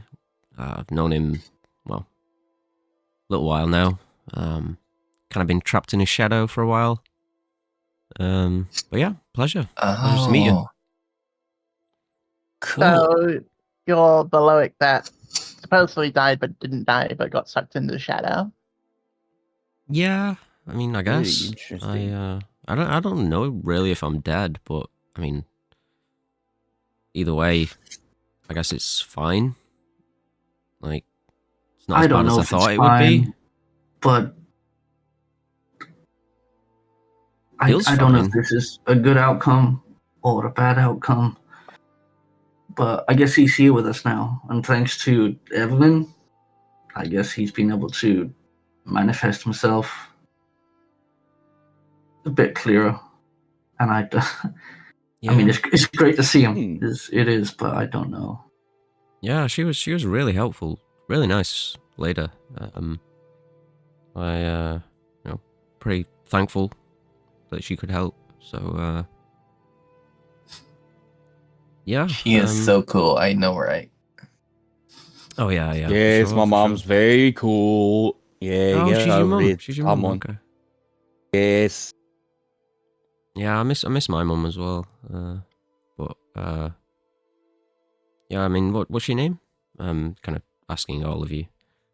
I'm Vargas. Nice to meet you. Was it Loic? Yeah, Loic. Yeah. Nice to meet you. I'm sorry. Pleasure to meet you. Mm-hmm. I'm Jade. Hi. Yeah, great to meet you all. I been like vaguely aware of you, the past few months, but names didn't quite filter through. So, yeah, I mean, long overdue. Pleasure to meet you. Hope I wasn't too creepy or anything as a shadow. But I thought you were cool. Oh, thank you. I'm just trying to help out Kai, and now that I'm a bit more aware, hopefully I can help out a bit more, and who knows? Maybe we'll be in it for the long haul. Maybe Kai can get me back to normal, but I don't know. I'm enjoying myself, so. I love this place, by the way. He kind of looks around the house and, or looks at the house from a distance because you're in the forest, aren't you? So he says, I love your home, by the way, to Vargas. Thank you. Yeah, it's lovely. It's lovely. Yeah, reminds me of home in a way. Is he like attached to Kai by his shadow right now, or is he a whole separate being? Yeah, like Kai's whole shadow became 3D, came off the ground. Now Kai doesn't have a shadow. And even though he should do with the light that's being projected, and it's just a physical person. Occasionally you see little wisps of shadow come from his back or his fingers or his eyes. When he moves his head, there's a little trail of shadow. But yeah, he seems, real. That's the word you're looking for. I know this is kind of sudden and full on, I don't know how to process this either. It's been a wild 24 hours. I mean, if anything, you must be happy. Yeah, right? it's good news, right? It's good news, Kai. Yeah, I That sounds think pretty so. good news. Yeah. If you're not sure how I to hope feel so. about it, just, you should feel good. I feel good. I feel good that you're here. I just don't know what it means to you. That's for me to worry about, Kai. You know? Yeah, I appreciate it. I really do. I know you're looking out for me and everything, but, this was out of our hands, what happened to me and what happened to you, and, you play the hand you dealt, I guess now's a good time for any of you guys if you have any questions for me about anything. I'm an open book. Yeah, same. What's your favorite color? What does your father want from you? Those are two wildly purple. different questions. Probably purple. Blue. I'm a fan of shades. I like though. purple. Blue for you, Lily? Yeah, I think so. Yeah. I mean, I'm pretty sure you guys hear it clear as day. My father wants me to take over the family. He wants me to Oh God, is he still lead doing the that? Sogs, Right. integrate us. You should take over the family. He's still on your back about all that. You have no idea. Like you're nowhere. Like you, I assume we're nowhere near. Shademore. Like We're closer than you might think. God. But like, why? I don't know. I mean, he kind of. I think we were part of a conversation where it was like, "Oh, you, blah blah blah. Your step brother is a useless piece of shit, and your stepsister, speaks for itself or something." I don't know. I mean, in terms of the family itself, like there's these great elven families that help rule over the land and stuff. And apparently, the Sogs used to be quite high up there. And then something happened, distant relatives, and the Sark name didn't mean anything anymore. So it's my father's goal to bring our family back to greatness. And sometimes it feels like he's the only one who wants that, I mean, definitely feels like you don't want that, or well, I mean, not necessarily that you don't want that, but like that you don't care for it. It's not a life for me. That's not what I want, Yeah, you shouldn't I be was forced to never do stuff one you for don't want to do. politics. I just wanted to, be free, go have fun like other kids, go have adventures. That's when I met Loic, and we used to sneak out, just go exploring, Yeah. Loic kind of puts his back of his hand to the side of his mouth and says, he's a bit of a downer, So kind of likes to kind of stomp on the fun of things. And Yep. I mean, yeah, I could definitely sense that when he stole my shit. Yeah. I personally, I think he's just projecting, I think he's like got some inferiority complex and like needs Kai to like, prove that his life is worth something, or I don't know. It's not very healthy, Kai. Nope, I don't think so either. I mean, But I've I told you thought- for years you need to get away from him, and you have. Like, look, you're like somewhere far away. Forget about him. Well, we were further away before we got yeeted to his place. Yeah, we were like halfway across the world. We were down in the Chain Coast. Chain Coast? All right. Yeah. Yeah. You were down in the Chain Coast in a city called the Mesa, and you should have seen it, Loki. It was crazy. It was like big spy organizations, and we pulled off this crazy heist. in this this wizard's tower for like to stop this cursed item. Then we got attacked by this giant like wyvern creature. I almost died, but sounds amazing. I loosely remember some bits from that stuff. Very, very vague details, but I like I say, man, you're living the dream. Like, this is what you always wanted, and this is what I always wanted. Not exactly how I wanted it, but it's good enough for me. I was never destined for a life like this. But then he pulled us back. We got double-crossed. I mean, it makes so much sense now. When you're trying to hide from someone like my father, you don't get involved with freaking shady spy organizations. Well, you always were a little, impulsive when it came to adventure and things like that. Can you blame me? So no, not at all. Like, honestly, but I think you live and you learn. Like, if he's gonna keep chasing you down, then maybe we just need to be a bit more careful, and I'll stand up to him. I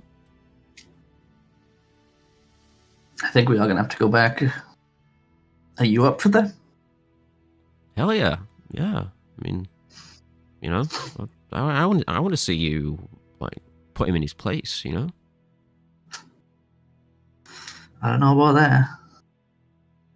Well, either way, we'll be there to support you, and we'll actually have resources to do so. And knowledge. True. And not be teleported straight into a trap, hopefully. Yeah. We're not just going to walk in there and try and take our things, Kai. We're going to, Oh, is that figure the plan? out the right way to get sneaking them. in? That's one way of doing it.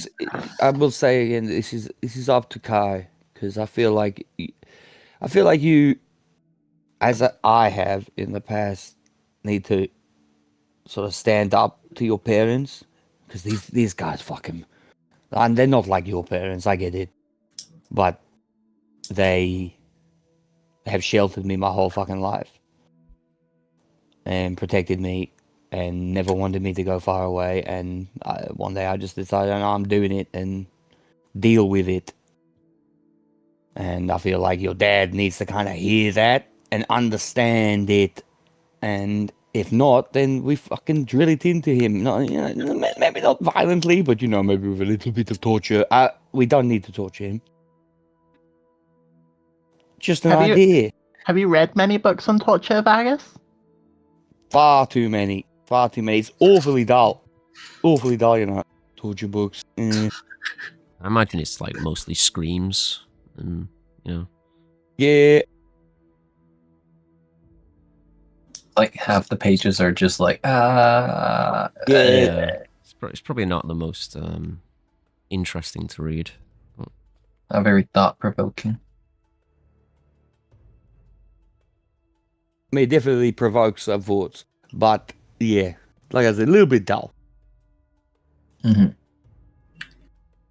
Yeah, Kai, have you, thought about just, I don't know, coming to some kind of arrangement with him? Like a deal,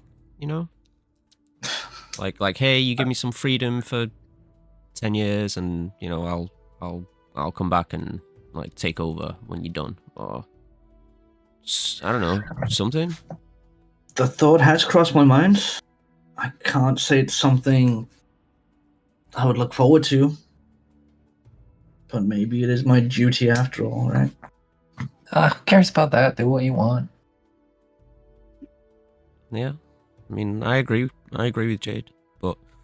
You could be like, hey, just let me pause this for 5 years, and then in 5 years we can do this whole song and dance again, see if I want to or not. Yeah. I mean, just from my perspective, my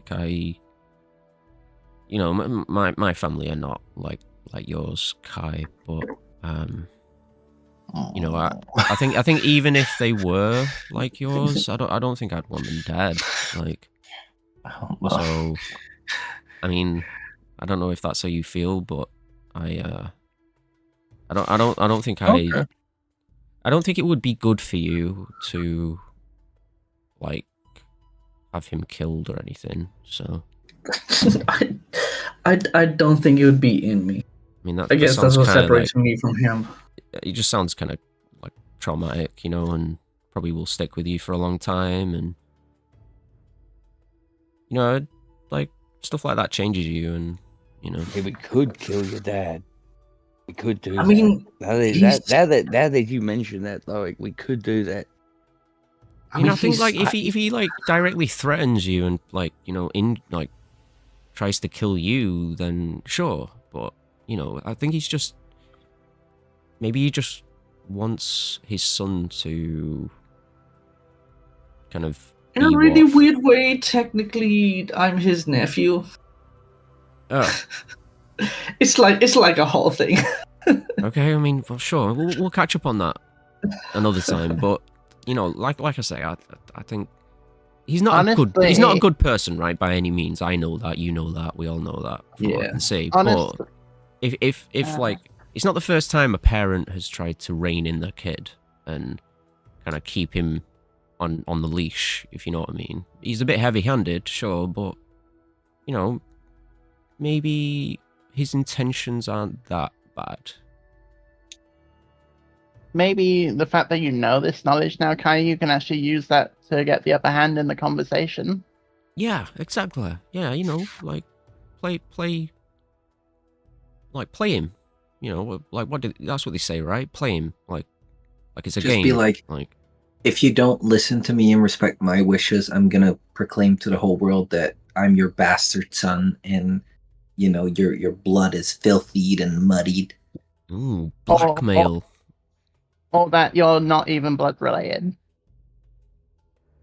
True that your, like, last name's not even Sark or something. I don't know. Maybe your last name could be I don't know. I'm not good with names, but we could think of something. We could workshop it. You got some good friends, Kai. I'm not gonna lie. You know, these three have got you back. Like, I'm glad you found some people like this. So, I mean, these guys have saved my life as much as you have. Well, I mean, you know. you have his back too, Loic, depending on what angle the sun is at. True. Oh my Yeah. God, Yeah. And sometimes you don't even need the sun, right? I mean, I've seen you move around, like, regardless of the sun. Yeah. And I mean, I don't know if you know this, but, like, you always have a shadow. Like, you know, whether it's beneath your boot or it's, you know, projected on a wall. I've always been there. I just, you know, wasn't always fully aware of my surroundings and context of stuff. But do you think my shadow's a person too? I mean, maybe. Do you, like, talk to other shadows? Not yet, but I'd like to. Kind of looks down at your shadow, and he's like, "I don't hear anything though." Maybe I can talk to it, but it can't talk to me. Oh, true. That might be the case. Maybe I need to have a private session with Evelyn too to, you know, get my shadow out of me. Maybe. No ulterior motive at all.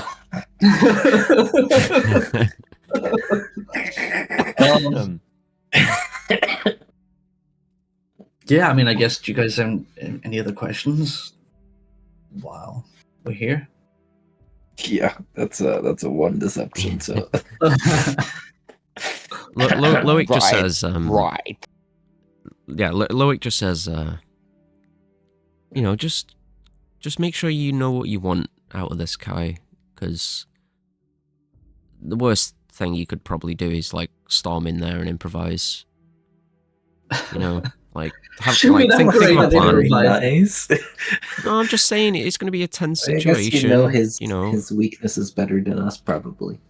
Well, yeah, exactly. Like, I think they've butted heads for a number of years. Things can get quite heated from what Kai's told me, and I could see it spiraling if you go in there without a plan. That's all I'm saying, I feel so exposed having someone here that actually. I mean, so the thing is, if you told us more about yourself, like you're doing now, which I commend, then you would feel less exposed because we would already know. Like more people would already know. I mean, at this point, I'm an open book, so yeah. Do you have any birthmarks? I mean, I have like a scar on my toe that's been there since as far as I can remember. I don't know picture from birth though.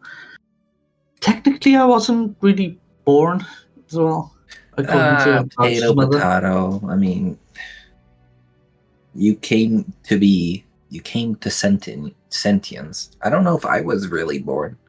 I mean, maybe the previous version of me was, but like, was I? Like, what even is birth? I mean, talking from experience, it's not all it's cracked up to be. So you don't even I can't even remember it. So I want to hear about birth again. I don't want to have this conversation again. Again? Wait, yeah, we've not talked about this before, Vargas. The distant stare of Vargas, like 1,000-yard Vietnam PTSD. Yeah, they're staring into the void. Just move on. Yeah. They're staring into the void, and then there's Vargas right now. But you know what bores me? The past.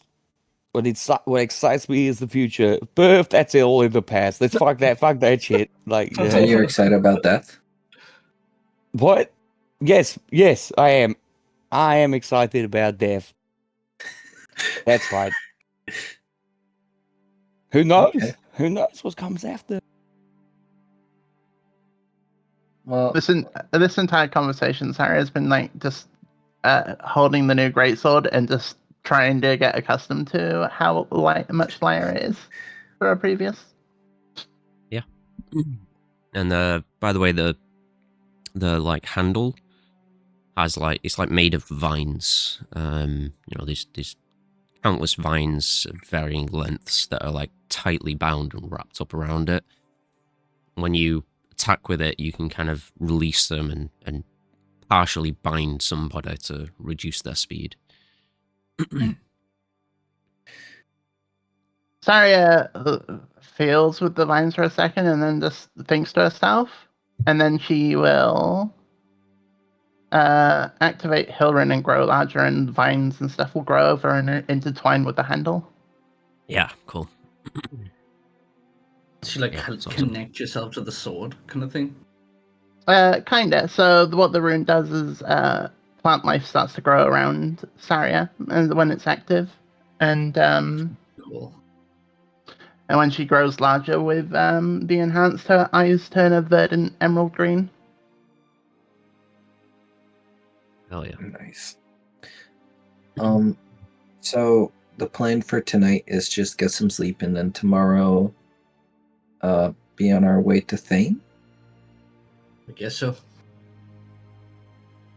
We should think of a group name before we get to the Guild of Fame there, though. I think you suggested something with Dream before, Kai, which I thought was cool, but like whatever adjective or something you put next to it was kind of lame. Maybe the something that Dreamers. Yeah, no. Like, right. What about like Shadow Dreamers or like Dark Dreamers or Void Dreamers? No. What did you say, Saria? Maybe Umbral something? Umbral Dream? Ooh, that's a cool word. I do like that. That reminds me of like an Umber Hulk. I remember hearing about those. They're like pretty cool. The hell's an Umber Hulk? It's like, I think it's like, so the thing we freed, the bullet, right? Mm. I think it's like that, but like a deep, dark, creepier, bigger, stronger version of it. There's also the Umbral Lord that you've heard about. The the ancient vampire that taught Crane. Yep. Then there's not one of those looking for me. Nope. Crane's gonna confirm that, and we'll be completely fine. Totally. Sure. So the Umbral Dream. I mean, I like the sound of that. It sounds mysterious too, so like it's not like, so on the nose. Yeah, I like it too. It's a bit more like low key, which like fits what you guys want to, what fits your theme, Kai, and if it's what Vargas wants out of the guild. I think it's just cool. Yeah, we can work with that if you guys all agree. Yeah, I think so. Yeah, that's... Loic what do you nudges think Kai. as fifth person of our party? Yeah, he kind of gives a thumbs up and he says, I love it. I think it's great. He kind of nudges Kai and he says, you remember when we used to talk about all this? Like having a group name and going on adventures. This is amazing, Kai. It is pretty great. It definitely beats being back home. I hope you can enjoy it all a bit more now. Oh, I will. I definitely will. I'm going to relish every moment of this. This is amazing. I'm picturing Loic having a shadow diary and just jotting down every adventure that we go. This is very fitting. Also, technically, Loic, you're a spellcaster now. All this magic stuff that we've been doing is kind of from you. Holy shit. I have magic, Kai. What the fuck? Pretty incredible, huh? God. I'm going to be casting Wish soon. I'm going to wish for something, Kai. One day. One day. Do you think we'll kill a dragon? I mean, only if they're like mean to us, maybe. Well, yeah, of course. Like a bad dragon, Like. I mean, technically, there's a giant wyvern hunting us. Do you think we'll save the world? Yeah, that's fun. I love taking on bad dragons. Wow. I want to say... Kai, wow. Oh, no, Keanu. Kai doesn't even... Second. Yeah, Kai doesn't even register. He's just gone into like an adventure spiral. And now he's like, are we going to save the world one day? Like, he's in dreamland. I don't think the world's in danger. I mean, it might Not be like one as day. a whole. I mean, maybe. I hope not. That sounds scary. How about let's start with maybe save some people and go from there, right? I mean, maybe even a bit less than that. Let's go save your items, first. Well, we've already saved people in the mine, like way back after we first met. That's true. Yeah. One off the bucket list. Yeah, we saved Payton. Oh, true. I wonder how he's doing with his band of adventurers now.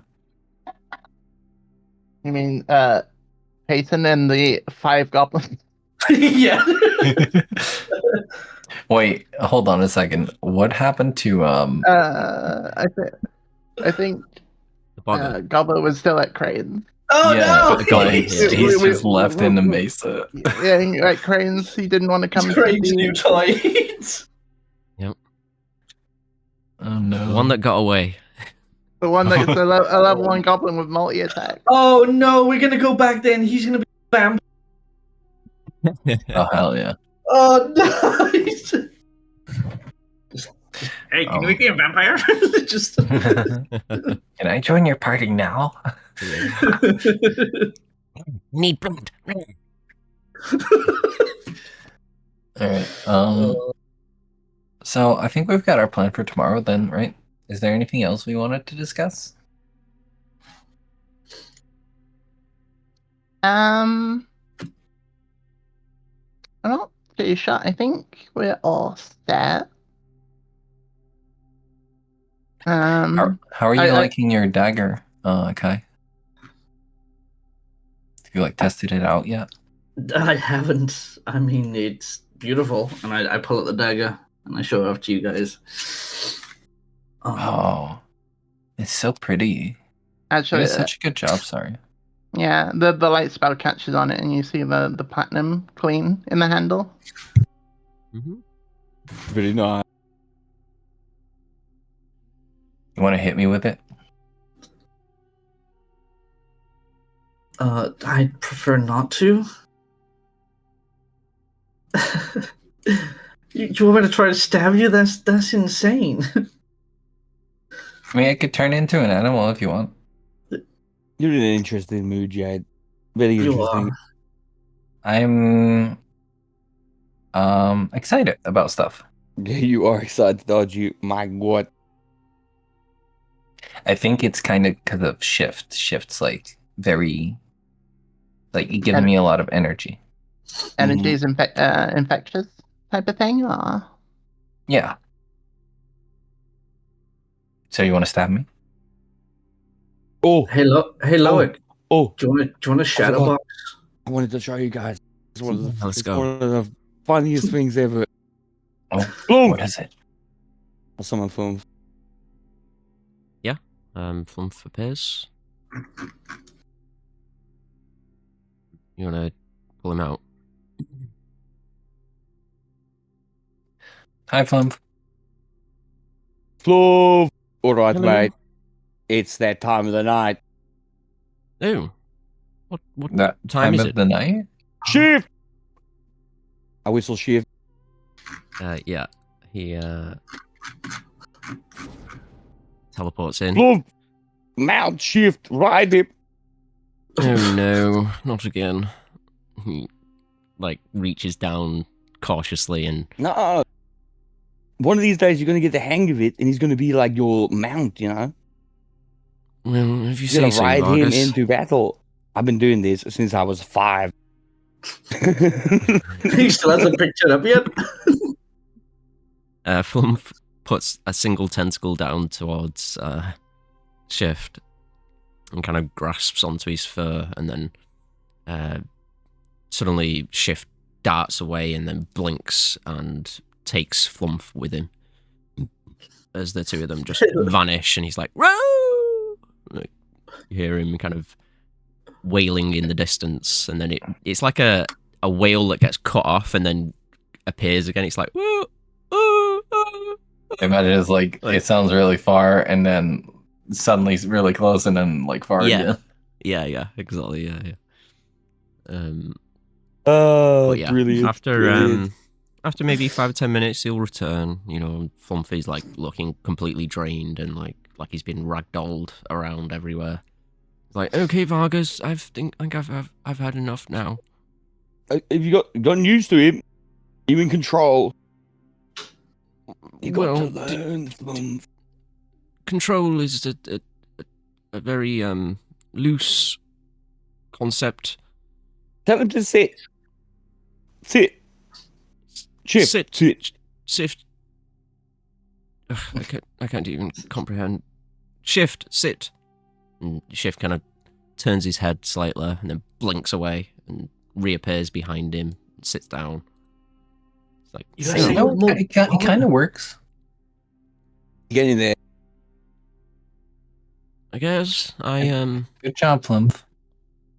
I feel a little bit sick. Ooh. Oh, we can continue your training when we're not here as well, because I can turn into things and run around with you. I can't teleport though.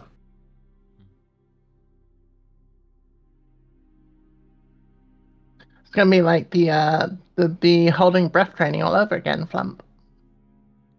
Oh God, not the best memory, Saria. Kai, you look a little different. I do? Yes, I can't put my finger on it.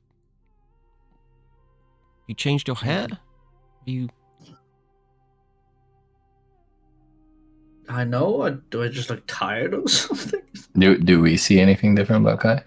No, nothing. I'm not sure. I think you're a bit delusional. Never mind. Nothing different about him. Never mind. Maybe my head's a little rattled. But I'm curious. What do you see? What do you see? It's not really what I see. Just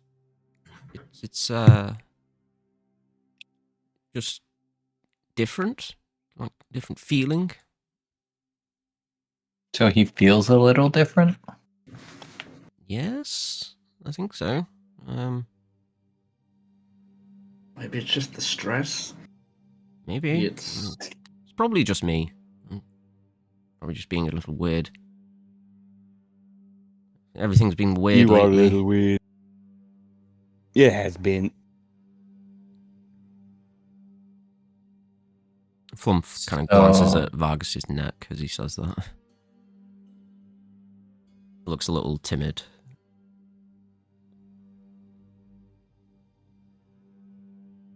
So you want to stab me, Kai? This seems like a very bad idea. Why? I've been stabbed before plenty of times. But I don't want to stab my friends. That's crazy. I mean, you didn't seem to mind earlier. Wait, why are we stabbing each other? I think Jade wants to see the new dagger. Okay, look at it. Look at it. I mean, just look at it. Look, Jade. Look. Yeah, but it's different just seeing something and like dagger. how it feels. Feeling it. Yeah, you want to. You really want to feel it, don't you? Well, like how it feels for him. Like if it feels like good to swing, like. Instead of a shield, I can like swing it at a shield or something, and that way. Well, I have a shield, but someone stole it. Shh, everyone. We're in a forest. Everyone just be quiet. I'm sure if we focus, we could probably hear something that we can go stab. You don't want to stab a random innocent thing. Why not? Because it's kind of mean. We can eat it afterwards. I mean, if we're hunting. If we're hunting, then let's go hunting. Wait, Luke just says that. Wait a minute. I mean, I might be wrong, but you're a druid, right? Yeah. Can't you, like, heal wounds and stuff? Yeah. So, I mean, it's not really going to hurt. It's only going to hurt for a moment, right? Yeah, that's what I was saying.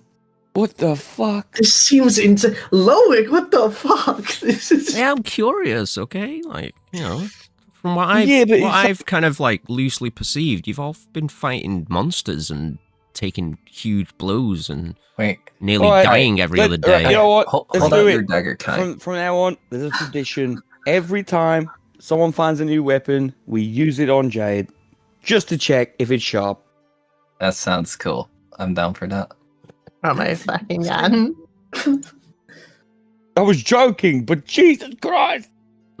Oh, I'm fine. Like, literally. Yeah, I'm fine. Stab me. I'm sure it doesn't even hurt nearly as much as the wyvern claw. Yeah, I bet it won't. I bet. You know what? I'll bet you 100 gold it won't. That's right. Well, I mean, you're just agreeing with me. Why would I bet against myself? Yeah, exactly. No, shit. Maybe instead of hunting, you need to get some sleep, Vargas. You seem a bit, out of it. What do you mean? I'm sure we'll be fighting something soon. At least once a week. Hold out your dagger for me. I don't know about this, and I just hold it. Can I stop being a wimp? Just do it. Jay just fucking runs stab him full sprint ahead into the... Yeah, make an attack roll. With disadvantage, with advantage, like Up to you. Sure, advantage. She's not trying to avoid it. I'm actively trying to hit myself on the dagger. Natural 20. Yeah. Let's go. Oh no. You roll damage. Ow. And then wait, why won't the thingy work? Oh, what the fuck, Fluff? Wait, what the fuck? Flump fires a bolt at Kai as you slash towards Jade. Flump kind of reels back for a moment and then looks down at his hands like, "What? I'm not sure what happened." I killed Jade. No, you put them somewhere. Oh, She kind of shit. bounces off the wall from the blast of wind from the dagger. Lord. But yeah, Flump looks shocked at what he just did. How much damage do I take? 7 points of damage. Yeah. Boy, What the fuck, Flump? I grabbed Plum. I'm like, why'd you do that? I didn't tell you to do that. I don't know, Vargas. I thought he was attacking Jade. I knew that she said it was okay, but he was a threat, and that doesn't make sense. He's not a threat. No. All right. It's fine. He was just defending Jade. It's okay. Like, that's a good reflex to have, right? To defend someone. No. You can see No, it's Flump not. is kind of shaking a little bit. He doesn't Well, really. don't worry, he wasn't trying to hurt me. I mean, don't get me wrong. Day to day, yeah, you're right, Kai. But no, that was not right. That was not good. I'm Let's sorry, go home. Kai. I'm sorry. No, mean- shh. Not another word. Forgiveness, please. Shut up. We're going home. Hey Vargas, Minute can we back. talk real quick? Just 1 second. I'm going to catch up to Vargas. What? As we're walking in, your mother did kind of warn me of this.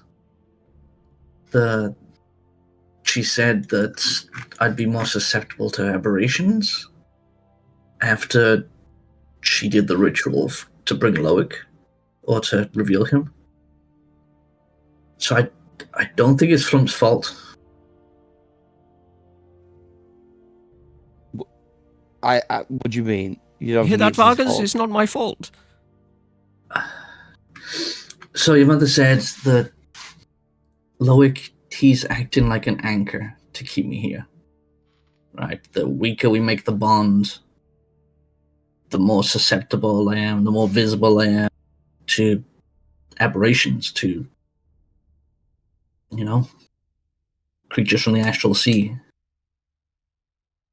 I mean, I didn't think it would manifest like this. I thought it might happen, but I guess at least this proves it's real. Right.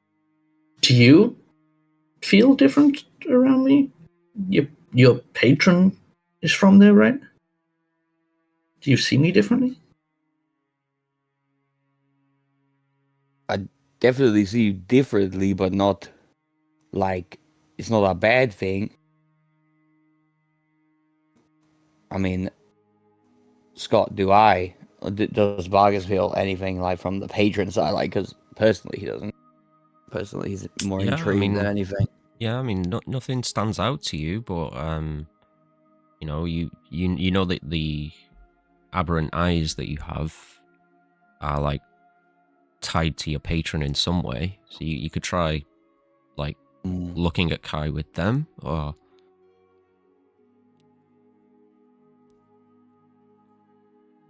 Look, I don't understand this. Well, I'll open one of my eyes. yeah, which one? Psionic one. The Vargas's third eye on his forehead opens up with the purple, glow to its iris. You stare at Kai, and you can see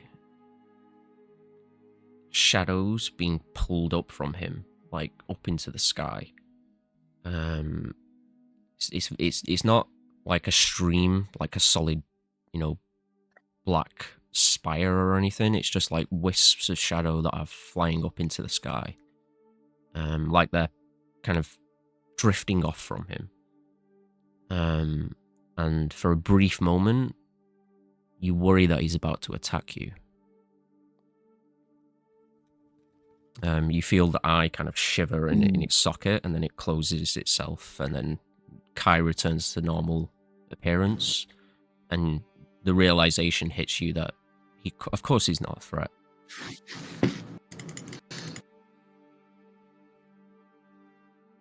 But there is something about you now. Like what? Like an uncertainty. Yeah, the most. I'll tell you what you relate it to the most. Almost like an intruder in your home, like somebody that you didn't recognize for a moment, and they are like intruding on your space or your home or something that you hold sacred. Yeah. Yeah, it's like I have this sudden urge that you don't belong. Like you. Yeah, you should take a step back, my friend. Okay, done. I don't know how to explain that. I didn't feel it before. I mean, I'm still me. I know. But, yeah, there's... Okay, something... Maybe we should just churn in for the night. Yeah. Yeah. Yeah, let's turn in. We should head back anyway. We've been out a while. Well, the blade was pretty cool at least. Was that like you pushing me back high, or? I don't think so. Like, when you impaled yourself on the blade, there was just like a gust of wind, I guess? I don't know, it was pretty powerful. Was this intentional? When you impaled yourself.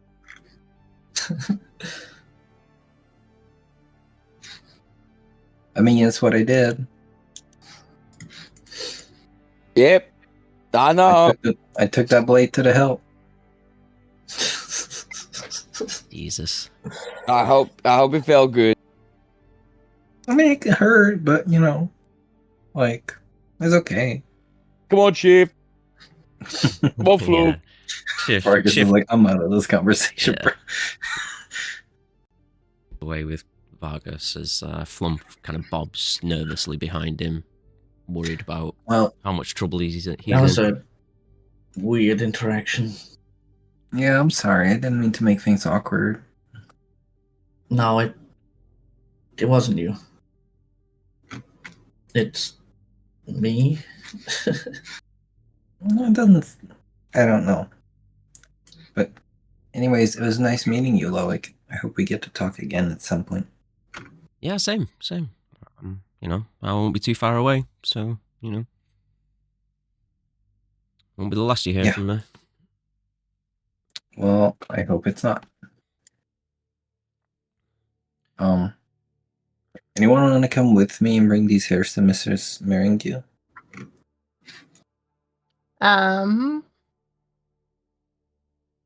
Sure, I'll come with you. I don't necessarily trust her, so I'll stay close.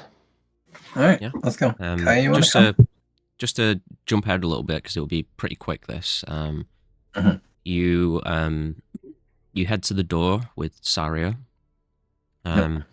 You knock. You see that green kind of border around the door. It creaks open and then it slams shut as soon as she sees Saria, and then she just says, "Leave the gifts at the door." Okay, I just needed you to know that Evelyn said that if you wanted one of her hairs, you should just come and ask her. Damn woman. Hear her kind of scratch at the door, like fingernails raking across the door. Okay, but it's kind of windy. Are you sure it's okay to leave these hairs? They're gonna just blow away, no? She doesn't respond. Okay, I'll leave them here. Have a good night. Yeah. Do you head back in? Yeah. Yeah. Cool. You all head back in for the night, I assume. Mm-hmm. You all take a quick long rest. Resting throughout the night. You can all reset your character sheets and everything, and we'll take a quick break. Okay. Sounds good. Okay, we're back. So, you all take your long rest. Before the long rest, Jade would have for the first time taken the arcane emerald that she got from Crane and imbued a 3rd level cure wounds into it. Nice. Cool. Just make sure you make a note of that on the item. Yes. I have. Very nice. As you wake up, Vargas, you wake up and for one, everything feels a little different to you. Your bed is bigger. Your room is bigger. And you look over at Flumph and he's like the same size as you. You're now a tiny creature. Did Vargas have sex? Isn't that what happened? What? What? Wasn't that a thing that happened between your parents? Came out of culture the next day. Sorry. Yeah. You also feel quite sick. Like your stomach is kind of like rumbling. You feel a little dizzy, and you know what's caused this. Yep. I get up. I hop off my bed. About the same size as the bed now. Fucking hell. Yeah, you're like a foot tall, like a foot and a bit, maybe. All right. I am going to go outside and walk to the bar. Yeah. As you head downstairs, you're having to kind of like leap down each of the steps because they're quite, large. I assume he's living upright. Yeah. From his room. Oh yeah, sorry, yeah. Back, right? Yeah. So you'd be jumping up the steps. Sorry. And as you enter into the bar, you know what? No, hold on. Hmm? Flumph! I will ride Flumph. Sure. Yeah. Flumph will give you a piggyback ride, definitely. So as you fly into the bar on Flumph's back, you see all of your companions come down, and Zach steps out of the bar, steps out the kitchen, and he is like a teeny tiny little man. It's like triple curse. Yeah. He's like, hello, Vargas. I feel a little small today. Yeah. A little bit. You're looking very teensy. I'm sure it'll wear off. Wait, where is he? I don't even see him. He's there. Just yeah. Oh, Jesus Christ. Yeah. Maybe I shouldn't have given. Maybe I shouldn't have given 4 of my hairs. Wait, 4? Yeah, It's only his 3, own- right? Mine, yours, and yours. Oh wait, Wait, how'd you No. give him? I don't have not hair. yours. Sorry, yeah, just the 2 of yours. Sorry, yes. I was gonna say. Is this just like you now? Is this your life? I don't know. Maybe. Is this a curse? Oh yes, definitely. Oh yeah, yep. You want me to try to remove it? Oh no, I'm sure it's fine. Yeah, it could be useful. Huh? And I'm small. ooh, I can so- fit into smaller places. Zach, there's a really tiny hole that only someone of your size can fit into on the side of the tower if you wanted to like sneak into her tower. Well, I don't want to be like an ant, so maybe wait till it wears off first, and then I can pull a prank. Well, then you'll be too big to fit into it though. Hmm, Could I fit in there? maybe. No, maybe if I make you even smaller with one of my spells, you could, but only last a minute.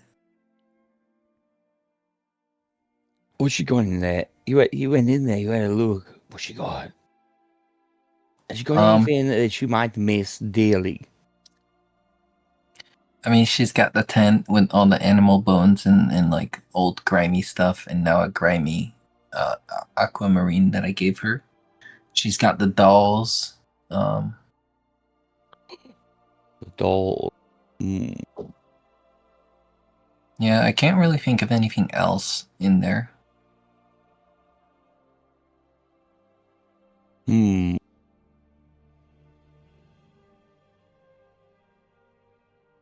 But I mean, she's paying a lot of attention, I think.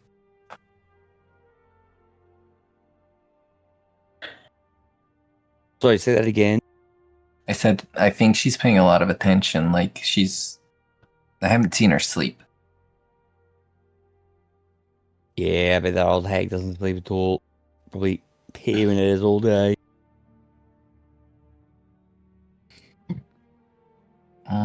But yeah.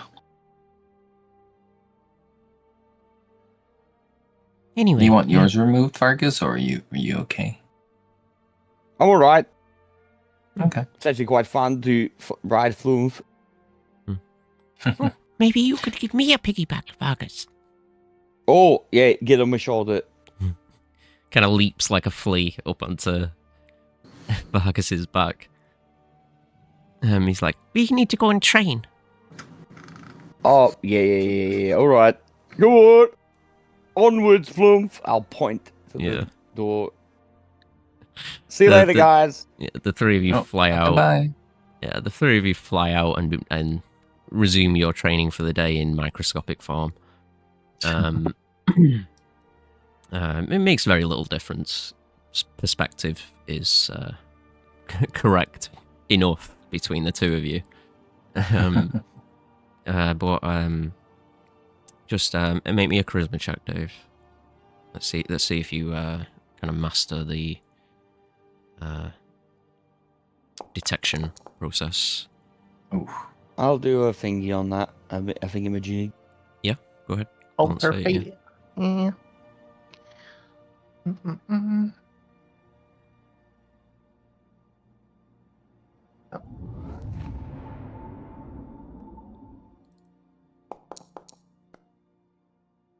Rip. Hey. Okay. Damn. Okay. You don't quite master it, but you've got the basics down. You know, it's still going to be helpful. But you may want to continue practicing, you know, on your own during your journeys and things like that. You'll probably finish up training on your own if you need to. Failing that, you can always return home later on in the future and finish it that way. But whilst everyone is, whilst Vargas and Zach and Flump are off doing that, there anything the rest of you want to do for a few hours before you start to discuss leaving? Sarah, go to Kai. I know combat's not necessarily going to be the main outcome, hopefully, of us going back. But care to spar with me for a little bit? I need to get down with this sword as she's swinging it around like the greatsword, like a normal one-handed sword, because it's so much lighter than her original. Yeah. Yeah, it'd be great. Definitely could do with loosening up a bit. Oh, yeah. So the two of you go and train for the day, practicing various forms and techniques, various fighting styles. Anything from Jade? Jade's gonna go knock on Evelyn's door. Sure. Yeah. Just knocks on the door, like, Evelyn, are you busy? A few moments pass, and then the door opens. She says, "Oh, Jade, welcome again. Good to see you. Come in." Nice seeing you too. Thank you. How can I help? So yesterday evening, after we talked, we went outside, like the group of us, and Kai showed us his friend, Loic. And, we were talking, and I was wondering if if my shadow's alive too, and if, like, it could talk to Loic or something. Because he feels a little lonely when he's not, manifested. Oh. Do you have any reason to believe your shadow is, well, possessed in any way? Or is that what happened to Kai? Kind of. I mean, it moves when I move. I mean on its own, I don't think so. It's but that's what I was wondering. I'll take a look. She she kind of steps over to you and leans down towards your shadow and kind of waves a hand across it. Like a bit of you need me to take off my clothes? Oh no, you're fine. You're fine, dear. Don't we worry. Okay. Keep your decency. Don't worry. And chuckles and waves a hand over your shadow. A bit of purple magical energy scatters across it. Says, "Oh no, just normal shadow, my dear." Oh, okay. But, that's kind of sad for Loic. Indeed. You do have something, though. Oh? She leans forward and waves a hand across you, and you watch as the purple energy kind of waves across, and this, like, dark green kind of wispy bit of energy pulls off from you. She says, "Oh, just a lingering curse from, well, you know who." I'm sure you saw Zach this morning, didn't you? Oh yeah, he was so small. Vargas is also small. I don't think you've seen him. Usually it's me that's shrinking in size, so it's always funny to, well, see it on the other foot, if you will. Why do you shrink in size usually? Well, it's a little personal. But, oh, okay. I didn't want to pry. Sorry. I don't mind. It's how me and Zach like to be affectionate. It's our way of showing love, you know? You shrink each other? Well, not exactly. He needs to eat, and, well, I'm an abundant source of food. Oh. That's cool. Hmm? He literally can't get enough of you. So romantic. Exactly. I'm glad you can see it from our perspective. Most people are a little, well, not as understanding as you are. I mean, I know what it's like not being understood by people, so. I've been called a monster before, so I mean, you know. Yeah, I have as well. But I think it just makes us more cool and interesting. Definitely right there. It's not like we're hurting anyone. Well, not by doing that, at least. Mm-hmm. But rest assured, your shadow is fine. And, yes, is there anything else I can do for you? Or? So we were thinking of, I don't know if it's going to be today or tomorrow, but sometime soon, going to Thane. And I think the group was wondering if you were able to get us there? Oh, yes, not a problem, yes. I'm very familiar with teleportation circle in Thane. Oh, wonderful. Whenever you're ready to leave, I can take you. I mean, don't rush, I do enjoy Vargas being here, so. Yeah, he kind of was like, yesterday, he was like, I want to leave as soon as possible because I left home to, see more of the world, and now I'm here again. And... No, he's just trying to be cool, He's trying to show off for his friends. He loves it here. He loves his family. Can't get enough of us. I'm sure he does love his family, but he also wants to see more of life, I think, Well, of course he does, but, he's, he doesn't like to show his happiness at being home, but I know the truth. I know he's missed us, and he will once he leaves again, and us for him. But, yeah, of course. He's grown, he needs to, Well, right now he's shrunk, actually, but... True, but, he needs some freedom, and, yeah, he needs to be able to spread his metaphysical wings. Indeed. Unless he has actual wings. And, knowing that you and your friends are, by his side, it's very reassuring to us, so thank you. Oh, I'm glad to hear that. Oh, also, I had one more question.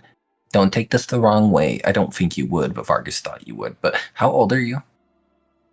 Oh. I'm old enough. I've lived for a few hundred years, if that is enough for you. Okay, that's cool.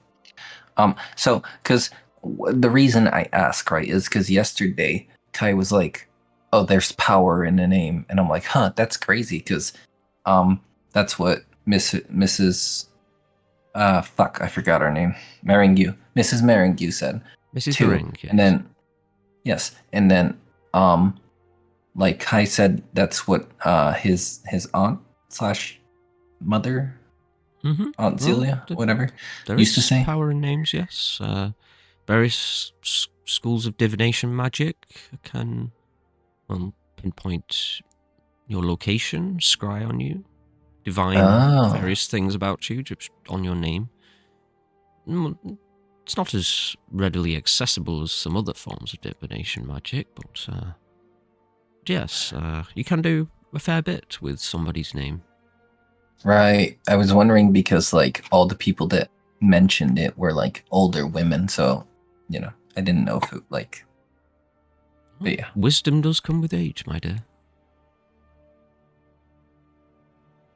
Yeah, I suppose, sometimes. Mm-hmm. All right, well, that was it. I won't bother you anymore. You look great, by the way, today. Exactly the same as yesterday. But not great. to worry. I need to slip into a disguise anyway. I'm heading downstairs. She changes form and heads out the door with you. I'll walk you out. Yeah. She kind of hooks her arm on yours and... Hold on. I need to make a wisdom.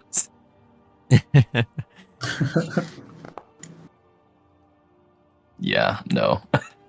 Jade's being dragged along more than walking her out. You okay, Jade? You've got a little limp there. Yeah, great. Usually people have the opposite reaction to me. Jade's overwhelmed. Gonna give you the side eye as she says she just kind of like fully fully loses form and just like slides down the stairs, just like. Yeah.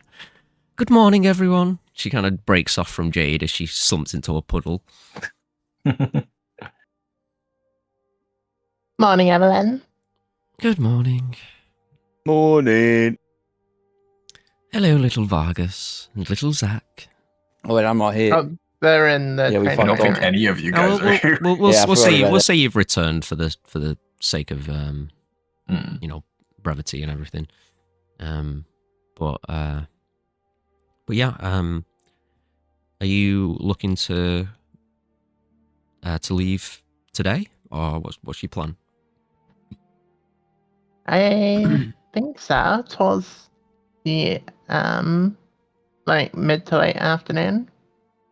So it depends on when everyone else is done with what they want to do. Cool. Anything else anyone wants to accomplish for the day?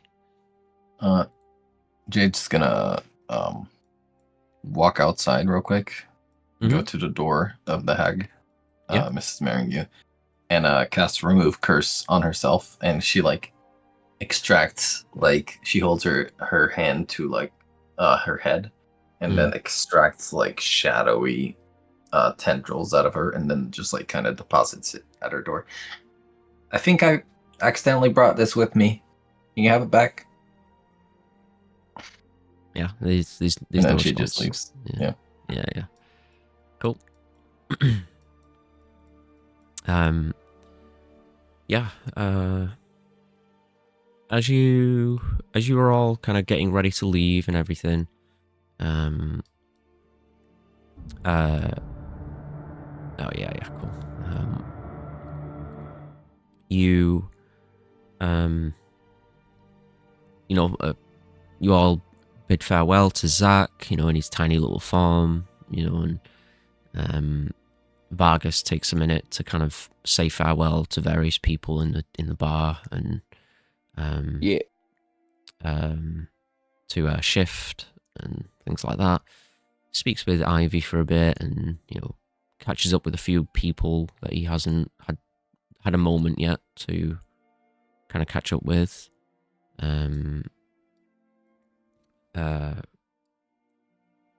For example, like Broza, you know, you just catch up a little bit on, you know, some of his activities, and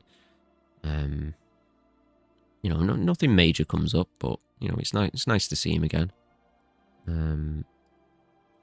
You know, he's like, he says, yeah, just be careful on your journeys there, Vargas. Just you know, watch out for, you know, shady types, and you know, if you ever find yourself in the den, you know, let me know. I might stop off back home sometime soon. But yeah, best of luck on your travels. Yeah, appreciate it. And Keep that in mind, Broxit. yeah, and you head over to this figure, who is, that you all can see is like a scarecrow, made of hay and, you know, various pieces of clothing. It's got these beady red eyes in its where its eyes would be, and it is meticulously picking up straws of hay and attaching it to his body from a pile on the table. You can see one of its part of its shoulder is like broken away. He says, "Yeah, you all right, Vargas? How's it going? You heading out already?" Yeah, we're heading out.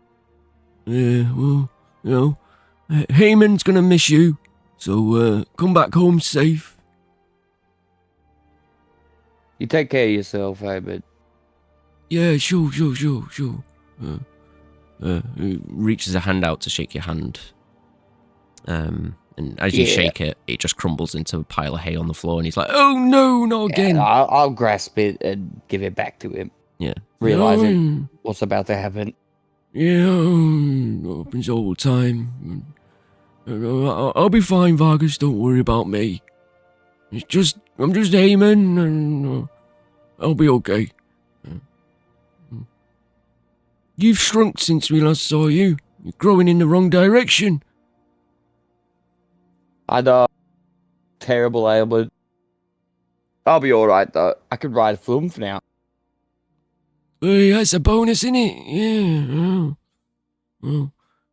Say goodbye to your friends for me. Waves at you all, and you watch as more hay falls to the ground. He's like, Oh dear.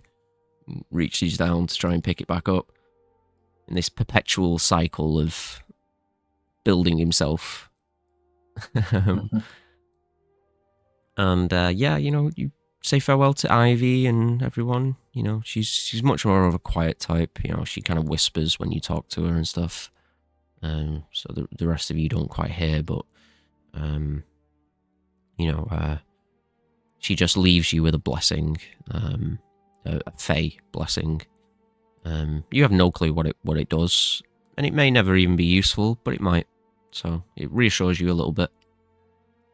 And before long, you were all being brought behind the bar by Evelyn, as she readies the teleportation circle.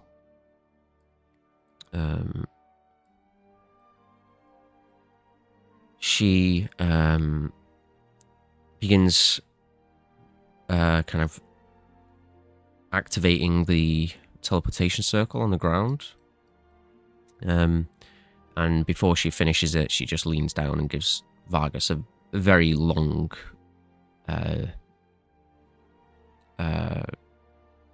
almost uncomfortably long hug.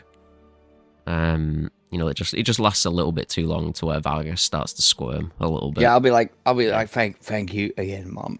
Yeah. I appreciate you. She And pulls now away and starts kissing you on the forehead. I've got to go now. Yep. Okay, Vargas. Okay. Stop it! Not in front of my Thank you friend. for everything. Well, just before you leave, she reaches into her, beneath her dress kind of coat area. It's like a robe even. She reaches in and pulls out a scroll and hands it to Vargas and says, "If you need anything, Vargas, use this to get in touch with us, okay?" And then she snaps her fingers and you all vanish in a flash. And for your own records, it's a sending scroll. Okie dokie. You all vanish. Space seems to almost fold in on itself, and within a split second, you are arriving on solid ground onto like a stone podium.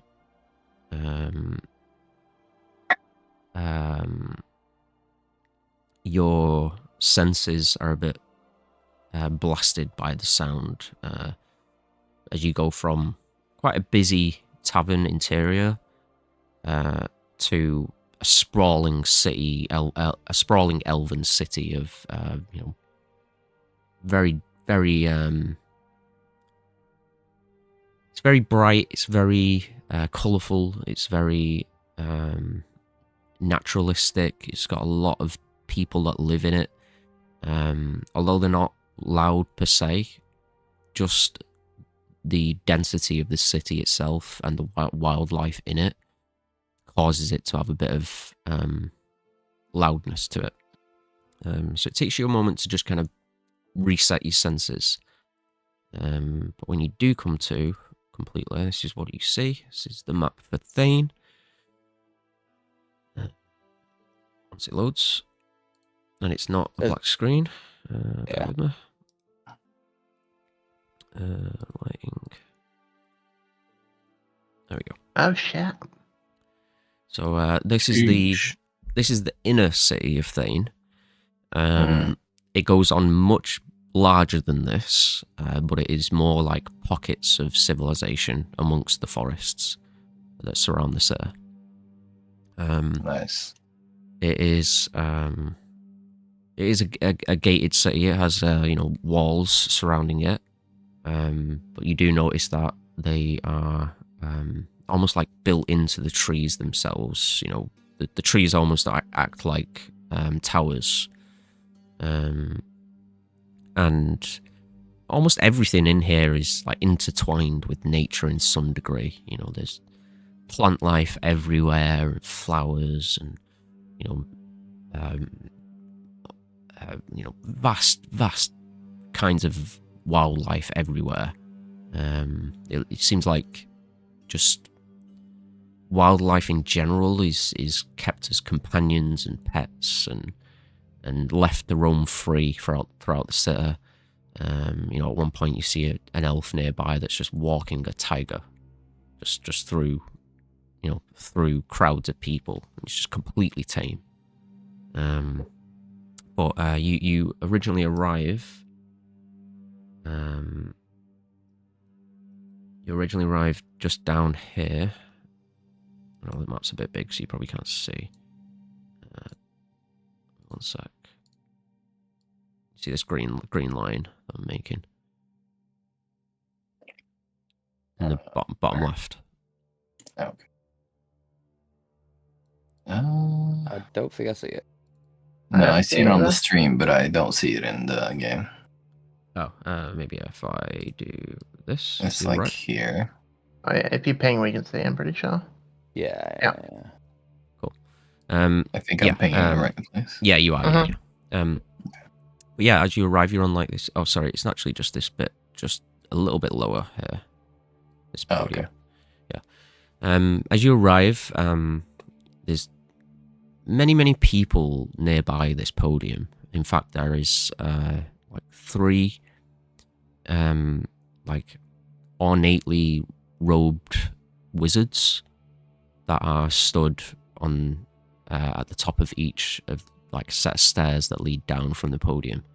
There is a teleportation circle at your feet that kind of dilutes down and dims in power as you arrive, and you see a number of these 3 wizards kind of turn and see you all as you arrive, and they kind of gesture for you to step by down from the podium.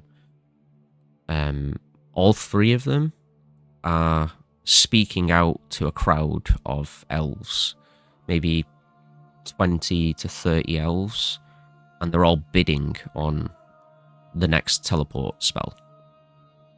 There are people, shouting 50 gold, 80 gold, etc. And it's very much a bidding war on who gets the next teleport from one of these 3 wizards. And you immediately see that there is a bit of a monetization on transport and teleportation in this city. Something that you definitely did not notice in the Chain Coast, for example. But yeah, you are guided to step down from this podium, and you step out into this vast city of elven, industry and harmony with nature. There are, plants that are just walking around as well, like small animated shrubs and plants in general, and treants even. Few of them, not as many as you might think, but a handful of them that you see moving throughout the city. And it's a very peaceful place. You don't see any violence, any arguments amongst the people. Everything seems very docile and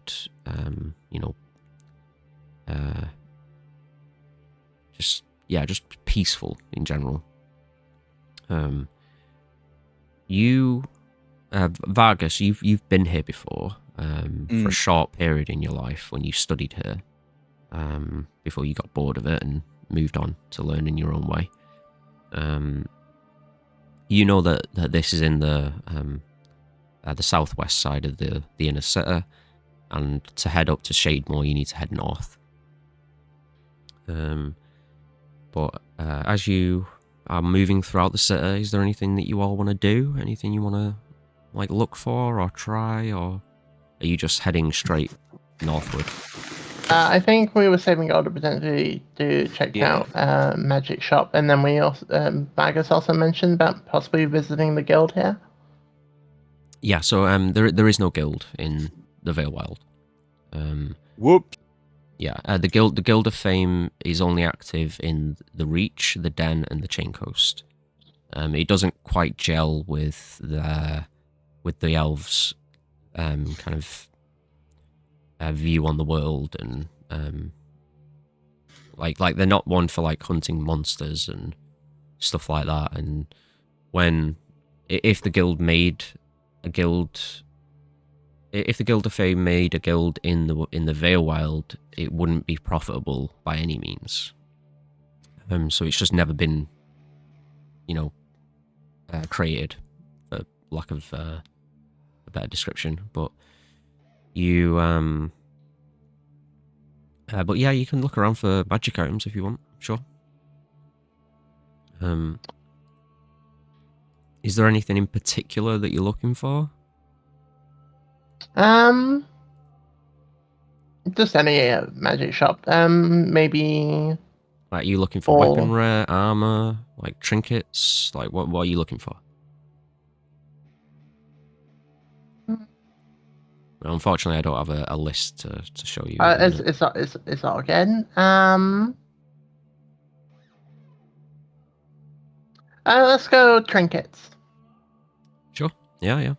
What kind of things are going to interest you? Like, are you looking for something that will help you in combat, help you out of combat? Something utility. Like, what's the goal that you're looking for? Something to help protect the party, most likely, or keep. Okay. Yeah. Sure. Give me a moment. Is there anything else anyone else wants to look for? There's not really anything particular. I would like to look for various potions. Sure. A variety, you could say. Okay.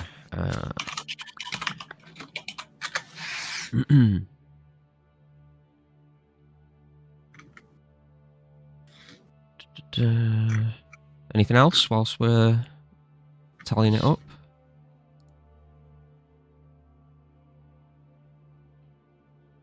No? Everyone else good? Just thinking. Can you? Not right off the top of my head, no. Okay.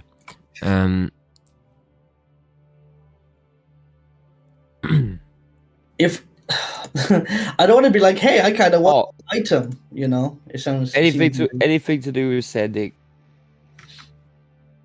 Like anything to do with sending, like an item. Way to communicate. Might be able to give me sending. Yeah, so you have a spell scroll. I've got the scroll, yes, but that's a one-use thing. So I want something that will be able to provide me multiple uses. Your tome can consume it and learn the spell. I forgot about that. Yeah. So I assume you do that, right? Yeah, I'll do that then, because I forgot about that. Yeah, cool. I guess anything that would be considered armor, cloaks, rings, that kind of stuff. I guess my main focus is trying to keep us safe going into it. It's not really something particular I'm looking for. Yeah, Jade would maybe be interested in some cool rings for sure. Okay, sure. We'll say, you're all looking for trinkets, so I'll say you head to like a jeweler kind of, that kind of specialty store. Remember the last time we went to a jewelry store, Kai? Yeah. Well, when I say jeweler, I mean like a magical like enchanter. Yeah, I know. You know, sells rings and necklaces and stuff that are magical in nature and not. I mean, we've had some practice now, right, Jade? We know what to look out for this time. Maybe. Nah, maybe we should behave here. Yeah, I suppose. Or perhaps on the way back through,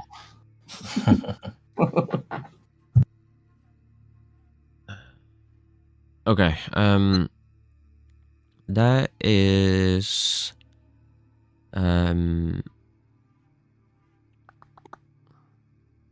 sure. I'm gonna say there is a ring that you notice, Saria.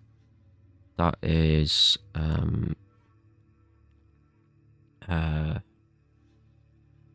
it's an attunement ring for one, and real simple effect. What it does, it just gives you a +1 to AC, and anyone within 10 feet of you gets the same bonus. Okay. Another one. There's a ring that you notice, Jade, because it's made for druids, paladins, rangers, and clerics. The only people that can attune to it. It's like a green kind of ring with twisting vines all around it. Also attunement. Has 3 charges, and when you hit with a weapon attack, you can use a charge, make a DC 13 strength save, and if they fail, they get restrained by these vines, and they repeat the save at the end of each turn to break free.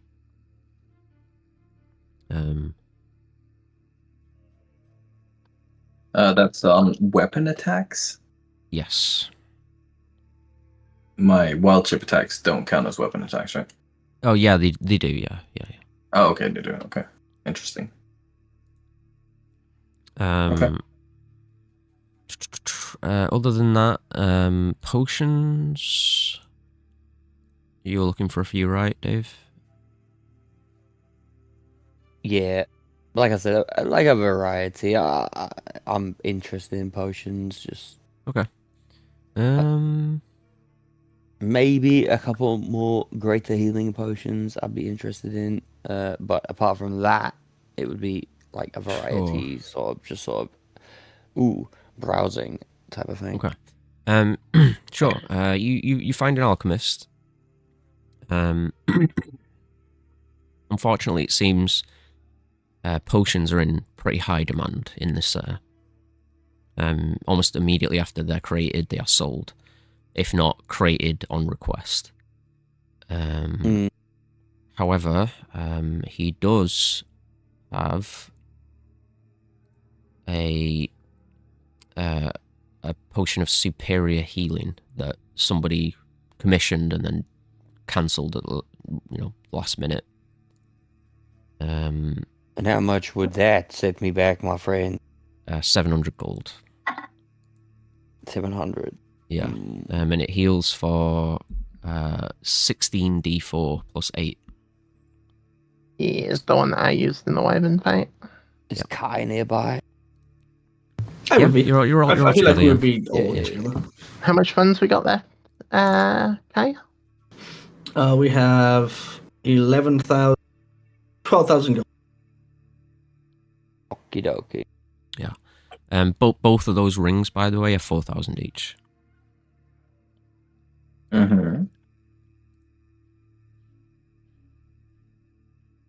How much do we have? Sorry. 12,000. Yeah. And a bit. So I got 1,000 platinum in the bag, my coin pouch. I've got 170 platinum on me, and then so that's like 12,000 gold, right? A little bit over. Sorry, I was not listening. We got about 12,000. So I got 10,000 platinum in the coin pouch. I've got 170 me and 1,000 platinum, I gold. assume. And a coin pouch. Oh no. Yeah. Yes, 10,000 gold, 1,000 platinum. Sorry. Okay. Yeah. Okay. Any chance we could do the potion for a little bit less? Maybe 600? 650 tops? Sure. Well, make a persuasion check first.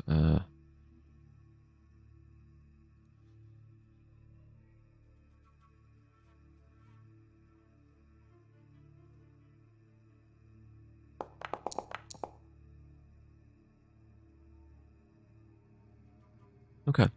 Only 15. Sure. He says, it's quite an eloquent elf, like dark hair and a little goatee and set of spectacles. Says, 700 gold for the superior. I could knock it down to 650 if you purchase another potion. How about this one? He holds up a green liquid in a bottle, potion, vial even, and he says, this is a potion of hydra regeneration. Will heal your wounds slowly over time. And essentially what it does is you drink the potion, you regain 1d6 plus 1 hit points at the start of your turn for the next minute. It ends if you are incapacitated. So if you fall to 0 hit points and stuff like that. And how much for that? He says this one will be 300 gold. So 950 for both.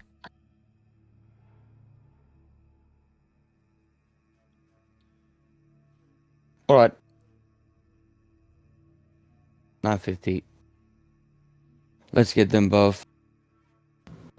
Sure. I'll tell you what, I'll even throw in a little extra for you here.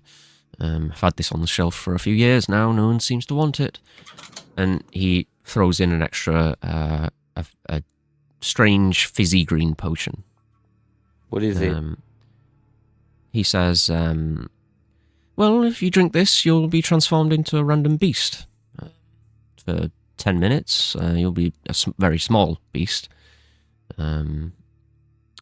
You'll still be able to speak and various things, but... fun. Yes. Thank you. Cool. So, 95 platinum, right? Yes. Let me just add this to your sheet, Dave.